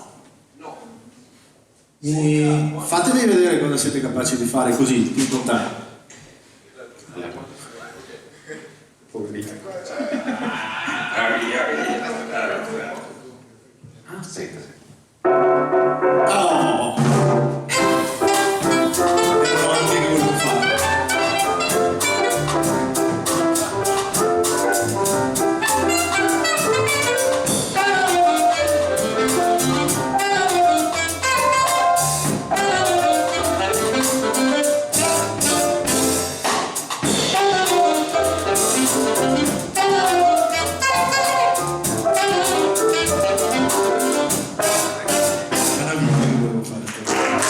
Grazie a tutti.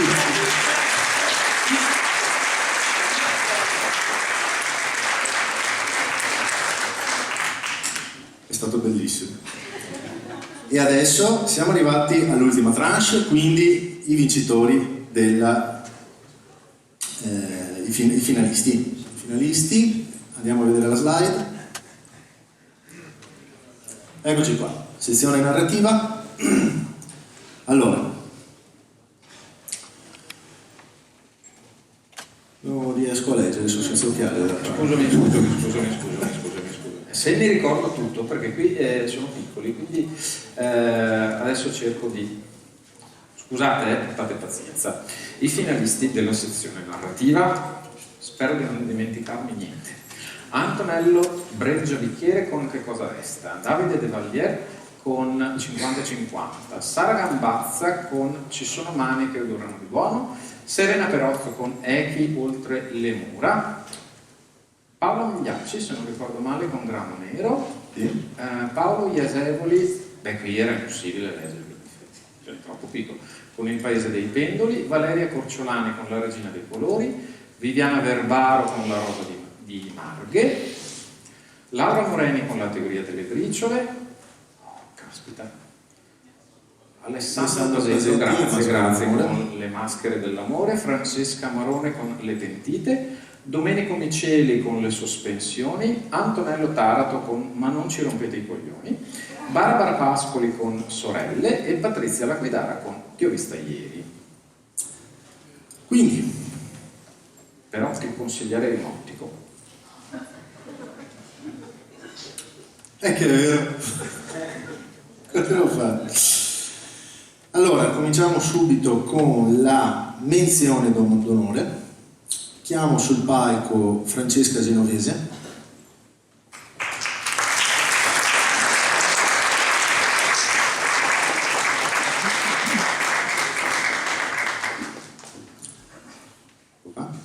Grazie. Vedi che funziona? Sì, questa volta funziona subito, grazie. Allora, Francesca Genovese, che fa parte dell'Ion Club del presidente Stefano Benzi, ma è anche a capo di Fraccaro Radio Industrie, che è uno degli sponsor di quest'anno e che quest'anno fa il 90° a Castelfranco.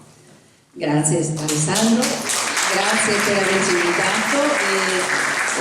Sono molto contenta di poter partecipare, di aver dato il nostro contributo a questo premio, perché è un premio che veramente sta crescendo e sta allargandosi nella cittadina, e in base a quello che ci ha raccontato Alessandro con tantissima passione vediamo che i risultati ci sono.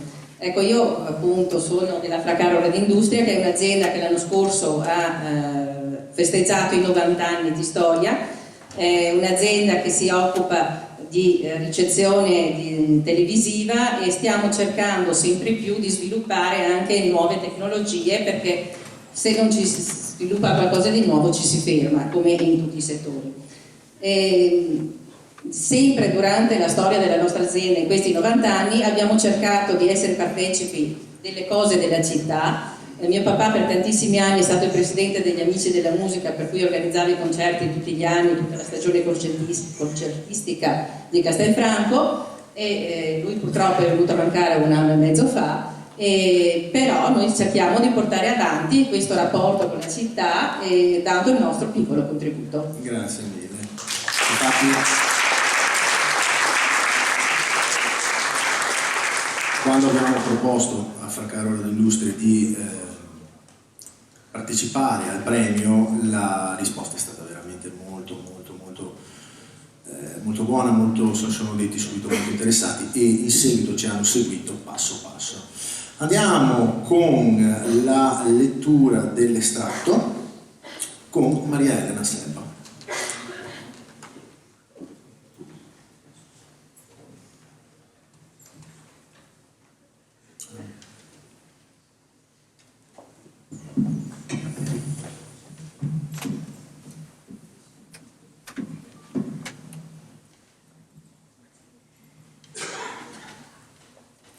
Il sole colava dal cielo a secchiate, bucando una giornata bigia, quelle con le nuvole spesse tanto basse da sentire il peso sulla testa. Quella, una ferita nel grigio da cui la luce sbrodolava, puntando angoli di mondo come un faro da palcoscenico. Il parco era in ombra, faceva freddo a guardarlo. La panchina accanto alla fontana sprofondava tra le erbacce. La vecchia era lì, seduta, avvolta nel cappotto. Stringeva tra le mani una borsetta scolorita, rossa tra le pieghe del tessuto, e portava un berretto di lana grossa dall'aria povera e calda. Marta scostò la tenda e strinse la tazza. Il calore del tè si diffuse alle mani, dandole la sensazione che l'intero corpo si scaldasse. La vecchia non si muoveva. Stava lì da almeno 2 ore. Sbagliata l'età, sbagliata la borsetta in vista, nel parco, dove i ragazzini si baciano, gli spacciatori fanno affari e i disgraziati sfilano borse a mani meno grinzose di quelle. Marta pensò che potesse essere morta. Capita che si muoia così d'un colpo, senza contorcersi, sbracciarsi e chiedere aiuto. Si muore e basta. Appoggiò la tazza sul lavello e tornò a guardare fuori, posando i polpastrelli sul vetro gelato. Meno di un'ora e quell'idea di sole avrebbe ceduto il posto alla notte, al buio, all'acqua delle pozzanghere che si fa ghiaccio, sottile e sporco. Poteva chiamare i carabinieri, ma le divise le mettevano i brividi. Al diavolo, che ci pensasse qualcun altro. Decine di finestre davano sul parco, forse centinaia. Fece ricadere la tendina sul vetro. Si allungò a prendere la tazza di tè e si sedette sul divano, accanto al bracciolo, nella buca sprofondata da 1 milione di accucci solitari. Rannicchiò le gambe deformando la felpa e vi infilò le ginocchia.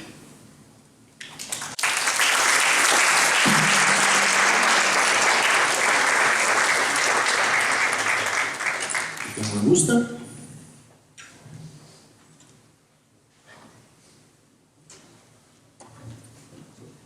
Allora, la menzione d'onore nella sezione narrativa è Sara Gambazza con Ci sono mani che odorano di buono, di Longanesi.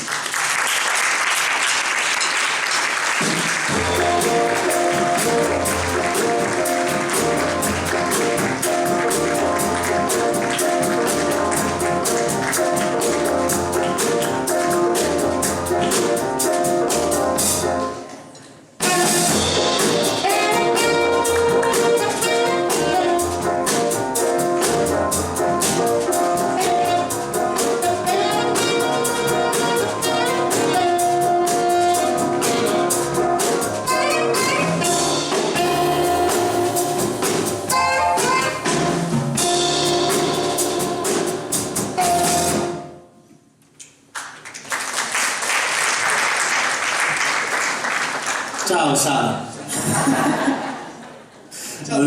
Allora, avete capito tutti che non sono Sara. Sara Gambazza purtroppo è a casa col Covid. Niente di grave, non vi preoccupate, ci ha provato in tutte le maniere, però purtroppo credo ieri pomeriggio ci ha contattati per dire guardate no, non ce la faccio, che devo fare? E quindi ha nominato Luca, che adesso si presenterà, come si dice? Come delegato, non mi veniva la parola. Luca. Allora, buonasera a tutti intanto. È emozionante stare sul palco. Ah sì? Sì, abbastanza. Mi sento un po' più leggero perché non sono io a parlare, è Sara che lo fa, quindi se qualche strafalcione salta fuori è colpa sua.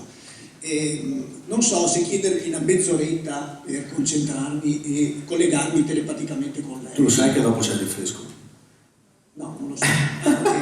O l'alternativa, chiedo l'aiuto da casa, una telefonata, facciamo parlare lei. No, tutto questo per dirvi che io lavoro nella libreria di Castelfranco e Sara l'abbiamo conosciuta più o meno 1 anno fa perché abbiamo presentato questo libro con cui lei vince il premio.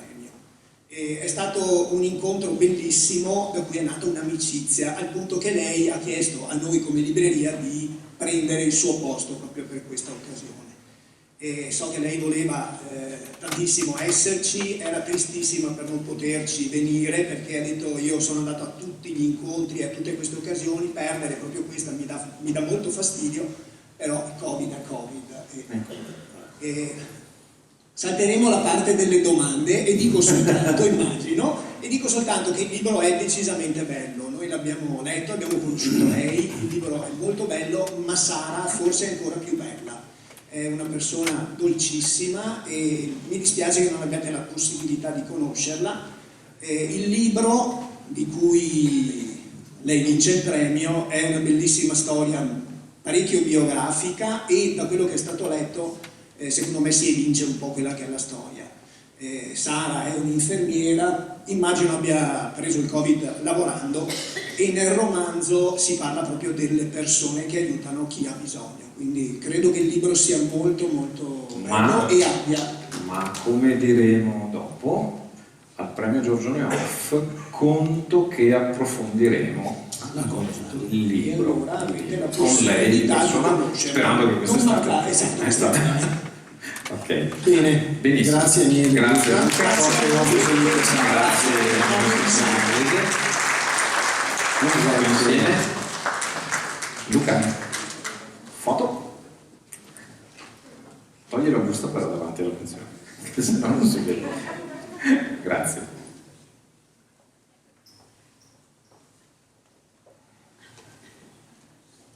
Benissimo. Grazie. Grazie mille Luca.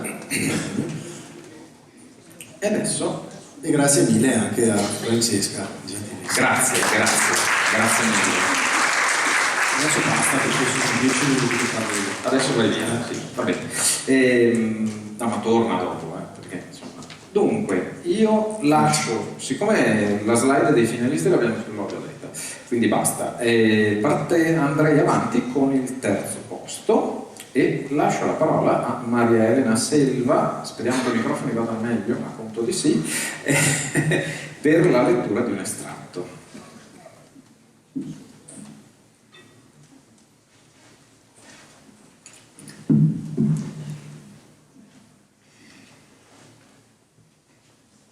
Con una accettabile approssimazione, hanno scritto nel commento.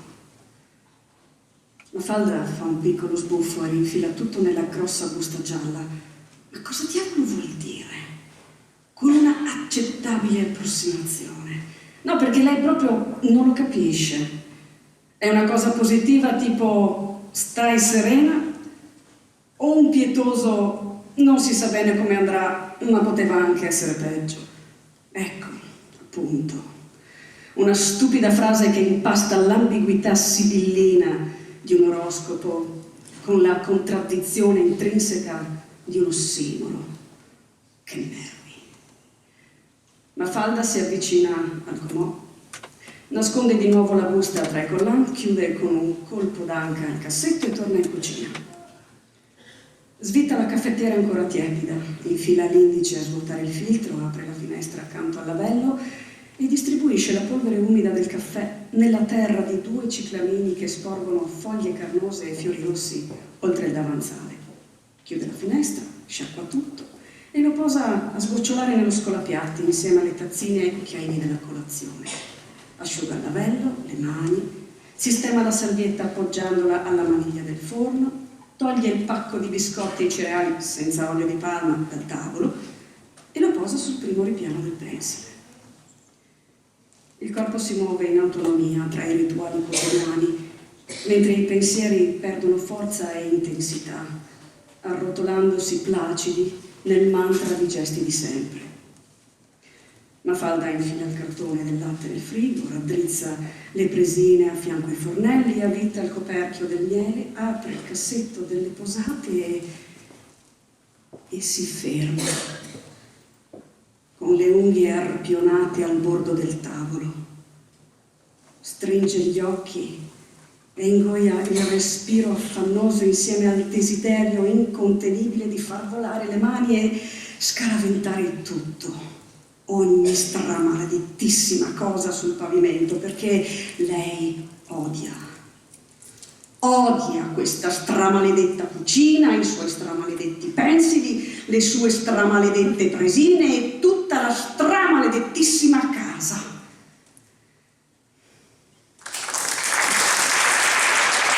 Grazie Elena.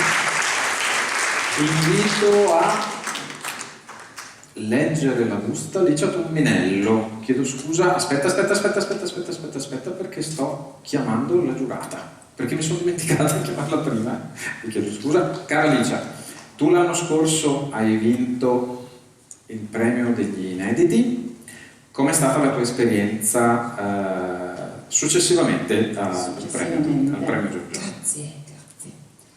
È stata una bellissima esperienza.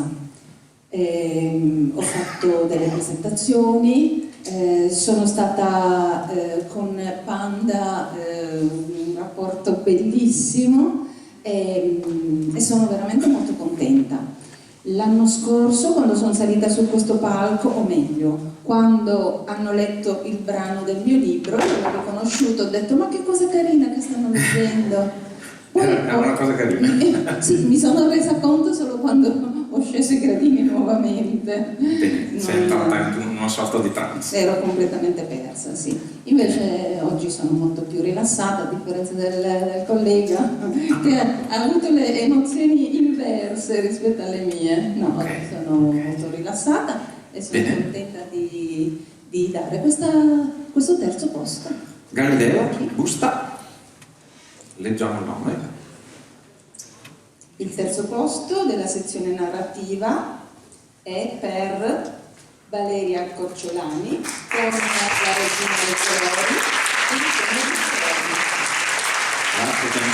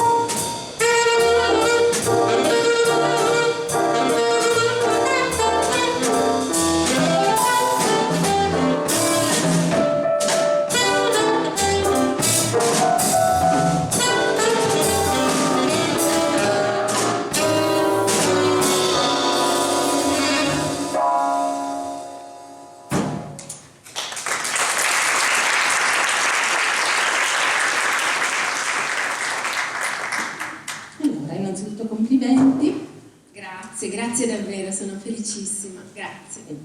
Ti faccio qualche domanda e qualche curiosità che è venuta fuori leggendo il tuo libro. Non faccio tramezzini, ve lo dico. La tua protagonista è affetta da una patologia un po' strana, te lo lascio dire a te il nome dopo. Perché l'ho imparata, acromatopsia da trauma. Ecco. Ma come ti è venuta questa idea? Forse hai conosciuto una persona che ce l'abbia? Ecco, com'è che è nata una protagonista così particolare? L'acromatopsia da trauma è la perdita della visione dei colori, quindi chi è affetto da questo trauma vede solamente in bianco e in nero e sfumature di grigio che, come dice la protagonista, sono ben più di 50.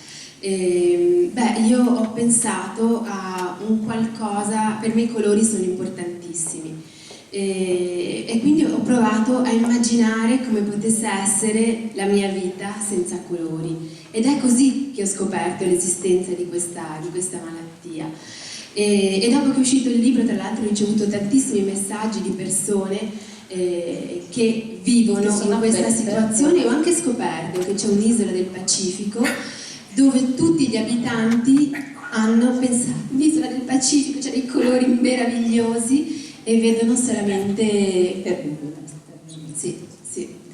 E quindi insomma io ho approfittato di questo disturbo per una protagonista che vive i colori con grande intensità tutta la sua vita. Di professione faceva la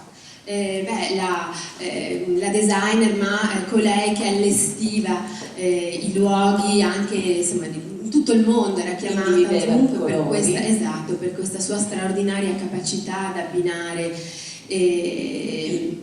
le tinte e quindi magari dopo una vita distratta dai colori come è stata, perché ha più di 60 anni, adesso che i colori non ce li ha più, forse incomincia a vedere in un altro modo. Certo. È un romanzo corale il tuo. Come hai fatto fatto a strutturare, a gestire tutti questi personaggi? So che in genere le case editrici sono un po' restie a avere tanti personaggi nei libri, no?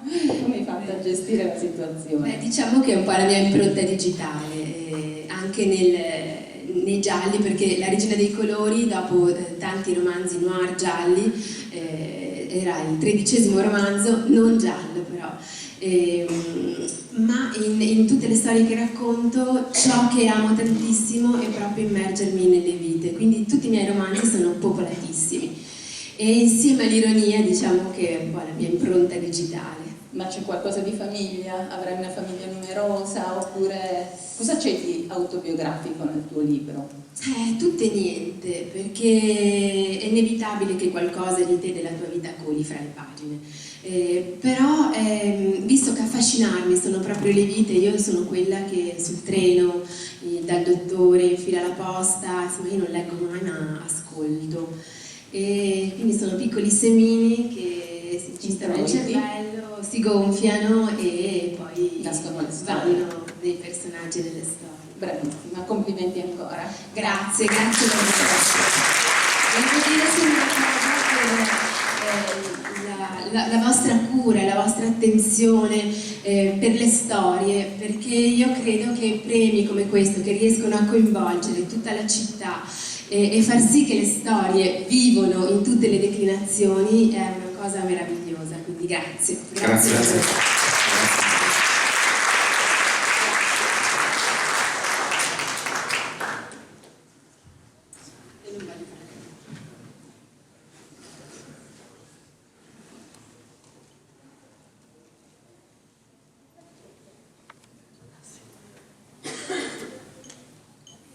Perfetto, grazie mille.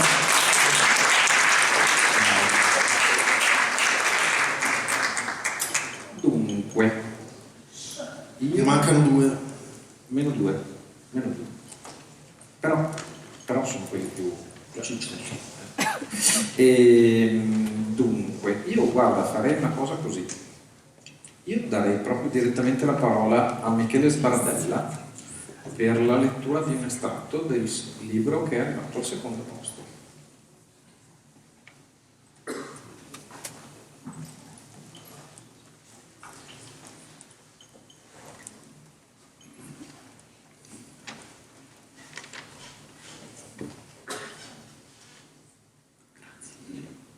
Anche quel mattino la voce del bronzo aveva lasciato il campanile per andarsene a vibrare dentro le pietre dei muri e le carni della gente, cantando l'arrivo del giorno nuovo.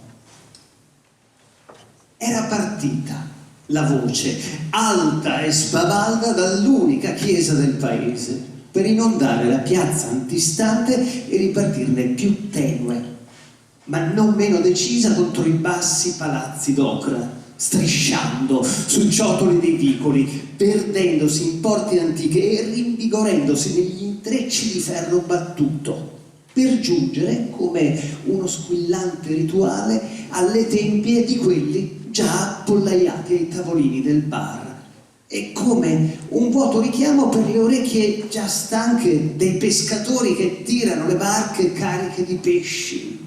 E ancora, come una strisciante cantilena su per le strade di collina a rompere i sogni dei ritardatari, entrando dalle finestre spalancate e riuscendo dalle bocche dei vecchi che dicevano eccone un altro, e parlavano del giorno, osservando immobili i figli e i nipoti alzarsi e vestirsi e uscire nel mondo, scorrendo anche loro verso la piazza dove gli ultimi rintocchi tornavano a spegnersi.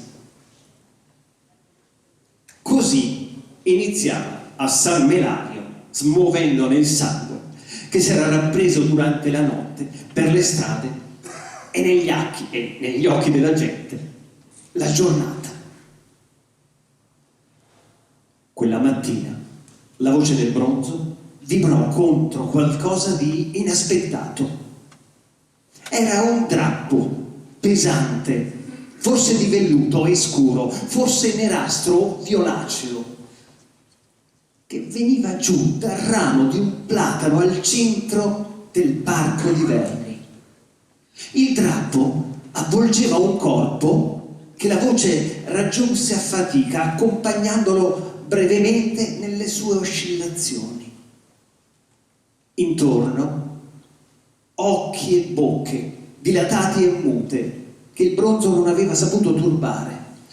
Tutti fissavano l'impiccato penzolare nell'aria arricciata del mattino. Da tempo a San Melario non se ne vedeva uno e si temeva per la fama del paese. Altri 3 pendoli, infatti, avevano preceduto quello che adesso se ne stava lì a ipnotizzare il suo pubblico mattutino.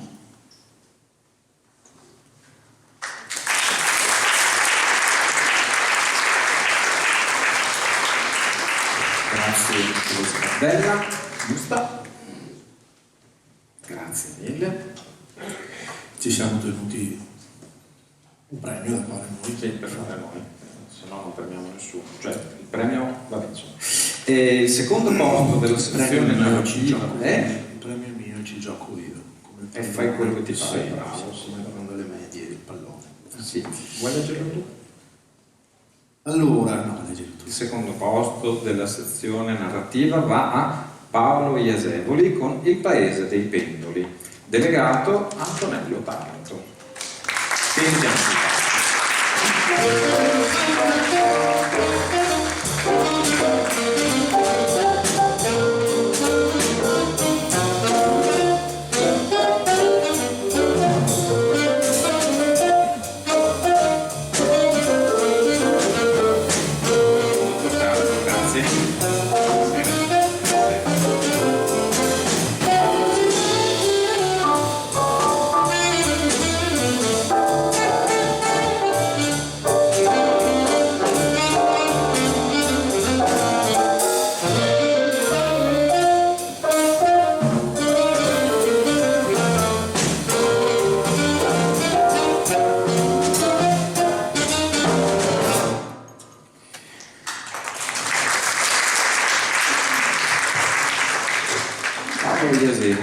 Non ha potuto essere qua, però ha delegato il dottor Taranto, che ringraziamo per aver svolto questo compito.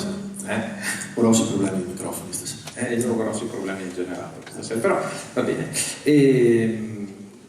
Noi volevamo spendere una lode per la vostra casa editrice in comune, che è la Nulla Die.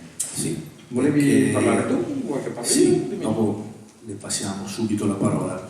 Però Nulla Die è una di quelle piccole e medie case editrici che ha creduto nel premio fin dall'inizio e ogni anno ci manda praticamente tutta la line-up di punta, perché veramente è una cosa incredibile, e spesso quindi capita che vinca una menzione d'onore, ha vinto anche un anno, il secondo anno, sì. Senza ore di Favaro. Sì. Che poi è andato negli Stati Uniti, sì, perché spesso e volentieri rimaniamo in contatto con gli scrittori vincitori. È una casa che veramente ci ha dato grandissime soddisfazioni e questo naturalmente senza nulla togliere a tutti gli altri, però ogni anno ci arriva un charter di libri dalla Sicilia che è una cosa di qualità peraltro altissima, perché veramente quindi facciamo i complimenti. Basta. Grazie alla parte di Paolo Iasevoli che non c'è, io non ho avuto modo di leggere il suo libro, per cui non posso rispondere di ciò che lui ha scritto, però sottolineo la validità della casa editrice che fa un lavoro eccellente, ci tratta bene a noi autori e basta, insomma ci dà questa possibilità, anche se non è permesso di salire su un palco, e questo mi fa piacere. Ho provato a chiamare mentre scendevo Paolo Iasevoli, non ha risposto al telefono, e quindi non ve lo posso mettere neanche in viva voce. Beh, grazie comunque per il tentativo, è stato molto gentile. Bene, grazie mille, allora. Grazie per il parte. Foto? Sì. La foto non importa, dopo fa Photoshop a posto.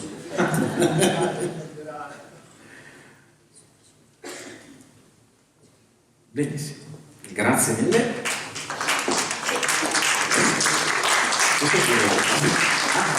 Grazie.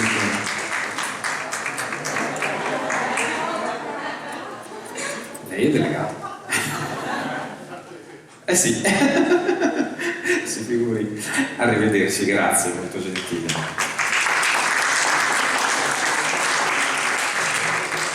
Ok, siamo arrivati alla fine, quindi abbiamo un'altra slide. Bella! Allora, il momento di parlare di tutti i nostri collaboratori, di tutti i nostri sponsor. Lo faremo prestissimo, anche se è uno dei momenti più divertenti della serata, detto da tutti. Allora, il premio letterario Giorgione è possibile grazie ai SKEI e alla buona volontà e di tutti quanti i nostri sponsor che ci aiutano. Francaro Spumodoro, che è uno dei primi da sempre che ci sostiene, e Dalla Costa. Fabio è il proprietario, è in Danimarca in questo momento. Allora gli faccio: Fabio, ma veramente non vieni? Quest'anno che volevo portarti sul palco. La risposta non posso dirla. La Torre Flower Shop, i fiori bellissimi che abbiamo dato a tutte le donne che sono state sul palco, l'allestimento l'ha fatto Chiara. Chiara, ci sei? Se ci sei, batti un colpo. Bravissima.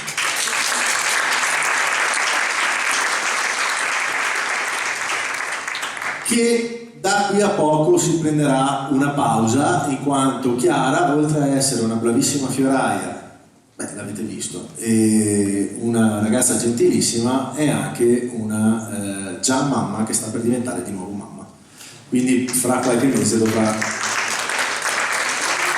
fare una piccola pausa per poi ripartire. Franchetto, che ci sostiene da sempre. Consulenti finanziari Fideuram, che sono là. Ci siete? Sì? Oh, Maurizio! Ah, ecco, no. Che stanno nell'ombra. Alexander Blackup, che purtroppo non è potuto venire perché gli è saltato fuori un lavoro all'ultimo momento, è l'NCC di Castelfranco, che tiene molto al premio, che anche lui ci segue da sempre. Fracaro e Cami, che è Francesca Genovese, che avete già conosciuto. E poi abbiamo due sponsor nuovi quest'anno, la Caneva di Biasio e Oana. Allora, la Caneva di Biasio ha fornito il vino per il rinfresco, ha fornito il vino dei vincitori. Bottiglie di altissima qualità, tra cui prima stavo facendo un accenno al Raboso del Papa, che è stato fatto per il centenario di Papa Pio X. Sapete che noi siamo a pochi chilometri da Riese Pio X, che è la casa natale di Papa Pio X, il vino che è stato anche tra l'altro consegnato al Papa e che i vincitori dei primi posti troveranno dentro la bag, che a sua volta vi ricordo essere un'opera d'arte firmata e numerata da Mauro Argenti, che ci sta sempre guardando e disegnando, tra l'altro, e lo conoscerete sicuramente più tardi. Walter della Caneva di Biasio, io credo che sia là. Grazie mille, Walter. Walter, che peraltro è stato gentilissimo, ci ha aperto le porte della cantina, ha fatto per chi di voi ha fatto il tour oggi pomeriggio, ha fatto la degustazione di vini, mi hanno fatto vedere la foto, io purtroppo stavo organizzando tutto questo e vabbè, pazienza, prossima volta che devo fare. Ultimissimo sponsor a cui tengo particolarmente è Oana. Cinzia? C'è, eccola là. Oana, nuovo concetto fitness. Dici, è una palestra. Dici, perché c'è una palestra in un premio letterario? Perché il proprietario ha risposto, perché c'è il fisico ma c'è anche il cervello. Semplice, chiaro, lampante. Io sono cliente ormai da un anno e mezzo, ho perso 15 kg, per cui posso solo che consigliarvela. Li vedremo tra l'altro probabilmente nelle notti bianche di Castelfranco, che sono collegate al progetto Giorgione Off. Manca su questa infografica, mancano i loghi dei patrocini, a cui sappiamo, perché va bene così, perché li abbiamo messi ovunque, il patrocinio di Castelfranco, della provincia e della regione, e manca l'associazione Dentro il Centro, o così come anche l'AIO, perché siamo gli organizzatori. L'associazione Dentro il Centro è l'insieme dei commercianti dentro le mura di Castelfranco, quelli che avete visto esporre i vostri libri, il cui presidente è Paolo Zanò, che è in prima fila, che saluto.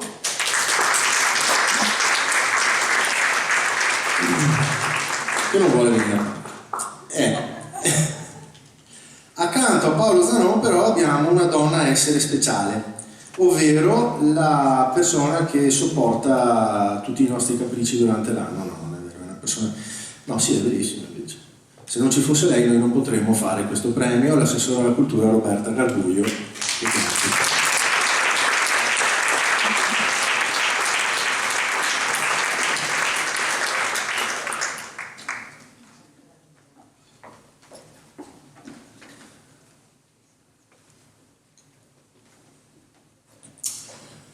Assessore? Oh, io non me lo ricordo qual è il microfono. Bianco o nero? Ecco qua.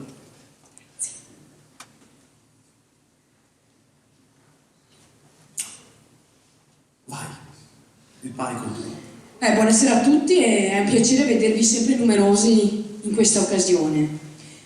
Cosa dire? Allora, molto spesso abbiamo sentito, anzi troppo spesso anche dire che il premio Giorgione porta fortuna e già lo sappiamo, giusto? Qua abbiamo i dati. Sappiamo altresì che non è solo il premio di Castelfranco, ma va anche oltre i confini di Castelfranco, nazionali e anche di più, come abbiamo sentito poc'anzi. Io veramente con loro ho iniziato a lavorare 3 anni fa e la prima volta che ci siamo incontrati e vedevo nei loro occhi e nelle loro parole la passione di questo premio, dicevo: ma perché lo tenete solo come premio? Come un premio letterario perché? Cerchiamo di renderlo anche un modo per far conoscere la città e insieme, passo dopo passo, abbiamo sempre aggiunto un tassello in più. E quest'anno però devo dire che vi siete superati, perché da sicuramente un lavoro immane già nella costruzione del premio da parte della giuria, che per me è un lavoro indescrivibile, quindi complimenti, bravi. L'organizzazione già a sé è importante, ma tutto il resto. Ci siamo incontrati e abbiamo detto: quest'anno addobbiamo anche il centro di Castelfranco Veneto, quindi hanno contattato l'Istituto Rosselli, che ringrazio, ma che ringrazio soprattutto i ragazzi che noi abbiamo incontrato insieme alle professoresse, che li hanno seguiti in maniera minuziosa e hanno dato vita veramente a una cosa speciale, mai vista a Castelfranco Veneto. Quindi veramente grazie di cuore, e qui si vede secondo me la differenza che fa la passione rispetto a quando si fanno le cose così per fare. E in più io li ringrazio perché loro, insieme al lavoro che sta facendo questa amministrazione intorno al mondo letterario, ovvero ricordo la collaborazione con le librerie cittadine, con le varie rassegne, ricordo le formazioni dei lettori da parte della biblioteca di Castelfranco Veneto, che anch'essa sta facendo un lavoro minuzioso. Stiamo cercando di arrivare a che Castelfranco sia conosciuta anche come la città della letteratura, e questo è un obiettivo che ci diciamo, che ci ripetiamo da quando ci siamo incontrati, e speriamo che grazie alla sinergia di tutte le forze che veramente sono state messe in campo anche per questa edizione, ricordo si sono esibite le eccellenze di Castelfranco Veneto, la scuola di danza e il balletto, il conservatorio che con l'amministrazione ha sempre un ottimo rapporto, e tutti gli altri partner che in un modo o in un altro lo hanno supportato e hanno dato la loro collaborazione fattiva alla buona riuscita di questo premio. Quindi veramente grazie agli organizzatori, a tutti coloro che hanno partecipato, ma soprattutto ci rivediamo al prossimo anno con altre novità. Sicuramente.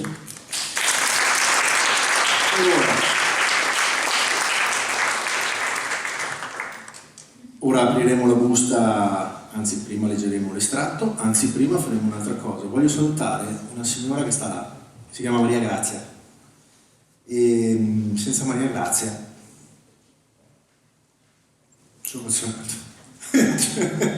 non saremo qua. Tutto qua. Grazie.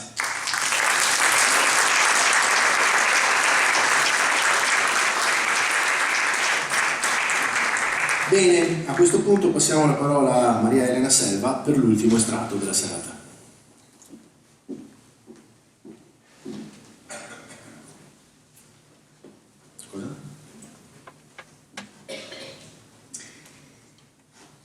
Posso cominciare col dirvi che mia madre si ammalò di tristezza e debolezza appena rimase incinta di me, cosa che coincise con il suo trasferimento in Sicilia.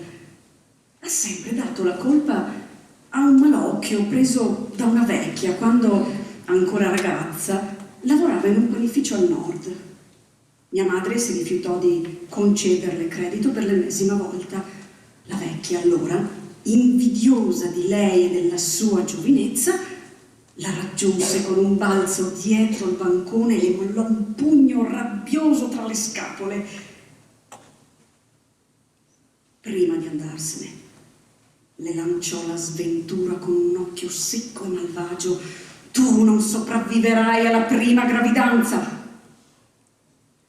Con mano ossuta scostò la tenda di perline di plastica e scomparve lungo il marciapiede. Così, 10 anni dopo, arrivai io e mia madre sopravvisse a stento. Venne al mondo come un soldato va alla guerra, così dicono, perché io ancora oggi, adesso non me lo ricordo. E fu chiaro che niente mi avrebbe fermata, visto che riuscii a farcela nonostante il guaio in cui mi ero cacciata e i numerosi ostacoli da superare, che di seguito vado a elencare. 1. Le acque di colore nero anziché limpide si rompero troppo presto. 2. Il cordone ombelicale si attorcigliò al mio collo come un serpente strangolatore. 3. Ingoiai il liquido amniotico che vomitai soltanto dopo ore dal parto, rischiando un'altra volta di soffocare. 4. Mia madre non ebbe latte per tutto il tempo dello svezzamento. 5. Non ci fu una culla per buona parte della nostra permanenza in ospedale e a mia madre toccò dividere il letto con me, che cominciavo a sentirmi piuttosto infastidita da tutto quel casino.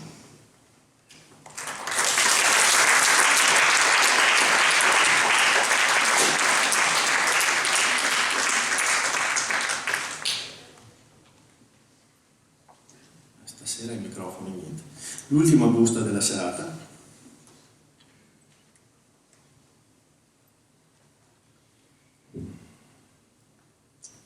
Allora, il vincitore della sezione narrativa è Patrizia Liquidara con Ti ho vista ieri.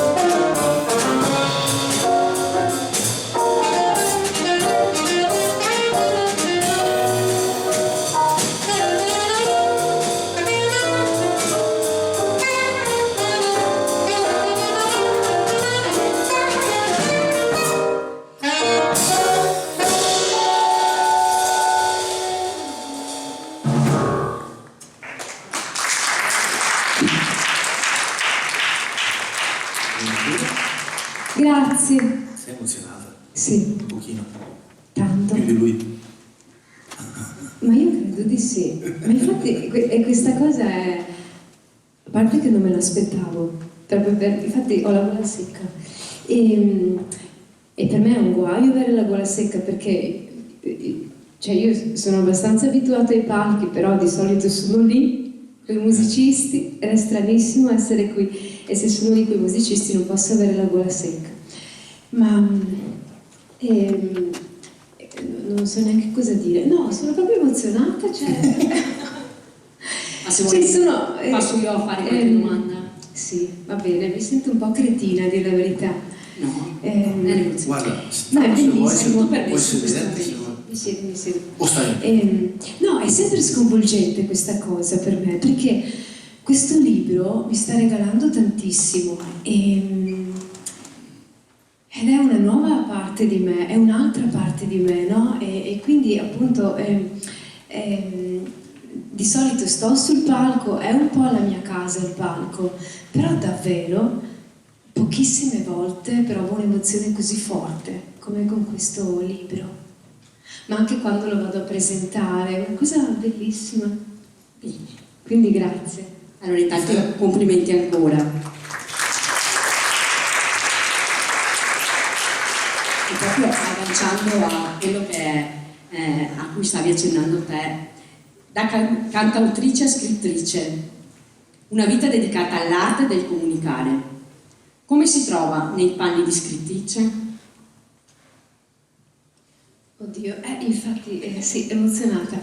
È sempre, in qualche modo è sempre usare la voce. Alla fine credo che la mia strada maestra sia sempre stata la voce, anche nel libro si evince questo, no? La voce è sempre stata la mia migliore amica, la mia compagna di viaggio, quella cosa che è stata terapeutica, salvifica per me. È stata sempre per me un'esplorazione di me stessa e quello che mi sorprende sempre è che quando qualcuno legge il libro poi spesso mi viene a dire che sente la voce, è come se sentisse una voce parlare, anche se non conosce la mia voce, ma è come se sentisse questa voce parlare. Quindi in qualche modo è come mettere insieme, cioè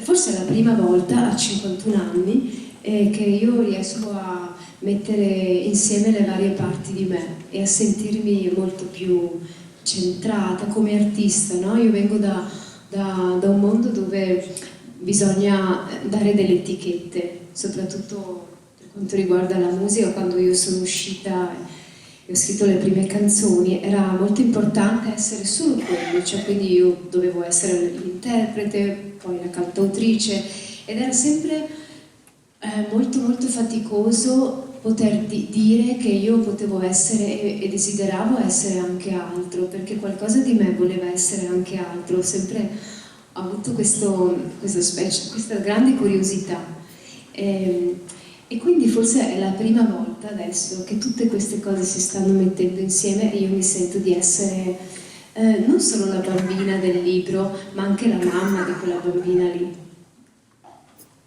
Bene. E proprio entrando nel merito del contenuto del libro, lei ha scritto ispirandosi al proprio passato, no? L'ha aiutata a riconsiderarlo e a vederlo con occhi nuovi? Sì, assolutamente sì. Io credo che noi siamo sempre, noi non siamo mai soltanto noi stessi, siamo anche siamo il risultato di tante persone che ci hanno portato fino a qui. Prima, quando ero giù lì nelle poltrone, io vedevo i premiati e pensavo: ma quante persone ci sono dietro a quella persona, no? E quindi io adesso sono qui, però sento dietro di me che ci sono tantissime persone dietro di me. C'è tutto il mio albero genealogico che poi è venuto fuori nel libro ed è come se in qualche modo io portassi la voce di queste persone e portassi la voce anche di tante persone che non hanno avuto voce, che non hanno potuto dire delle cose quando erano in vita, e quindi in qualche modo parlano anche loro attraverso il libro, e questa è la cosa più bella. La bambina del libro, che è la protagonista, in fin dei conti è soltanto una scusa per parlare di molto altro, per parlare di tanti personaggi, di tante persone che ho conosciuto, anche persone che non ho conosciuto, ma che appunto non hanno potuto dire qualcosa quando c'erano. Oltre a quanto hai appena evidenziato, emerge un altro tema nel libro, ovvero l'essere un po' senza patria. Secondo te, se ci possiamo dare del tu, è più uno spaesamento o un modo di vedere i posti, i luoghi, le cose, le persone con maggiore distacco? No, No, non direi con maggiore distacco, ma forse anche con curiosità, cercando sempre di trovare qualcosa in cui io mi posso riconoscere. Credo che sia stato un grandissimo tesoro per me essere nata in Sicilia e poi ci siamo trasferiti qui quando io ero molto piccola, 4 anni, e quindi c'era sempre questa sensazione di non avere davvero una casa. Nel libro dico, a un certo punto c'è stata questa deportazione, no? Perché avevo sentito molto lo strappo, è stato qualcosa di traumatico per me, ma poi invece stare qui in questi luoghi, io ho scoperto che qui c'è la parte forte, che qui c'è il lato luminoso, per esempio, del mio albero genealogico, che qui c'erano le donne forti che in qualche modo mi hanno lasciato un segno. E ho sempre pensato che sia poter vedere le due facce di una cosa sia sempre un grande tesoro. Per esempio, appunto, mio padre era siciliano, mia mamma veneta, e quindi io potevo vedere queste due cose, queste due realtà. Quando mio padre è un comunista sfegatato, mia mamma invece assolutamente no, molto cattolica, eccetera. Per me quello era veramente un grandissimo tesoro, perché potevo vedere tutte e due le parti sempre, quindi è sicuramente una risorsa, sì. Non l'ho quasi mai vissuta come qualcosa che mi poteva limitare, anzi.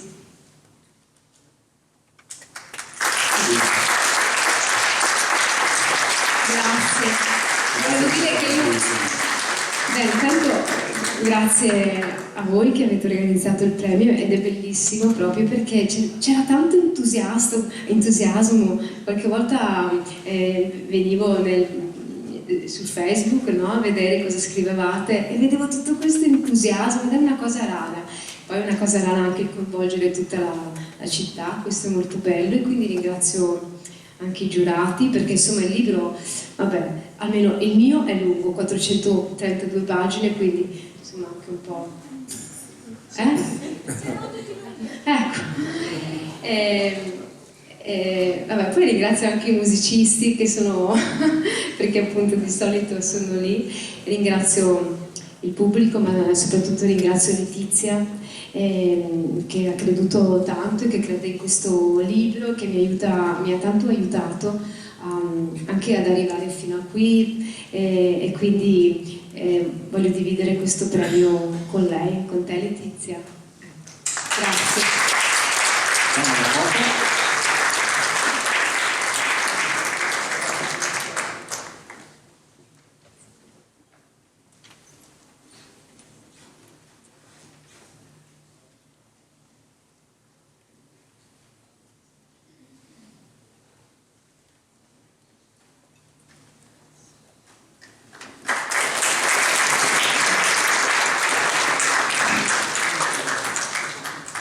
Grazie ancora Patrizia.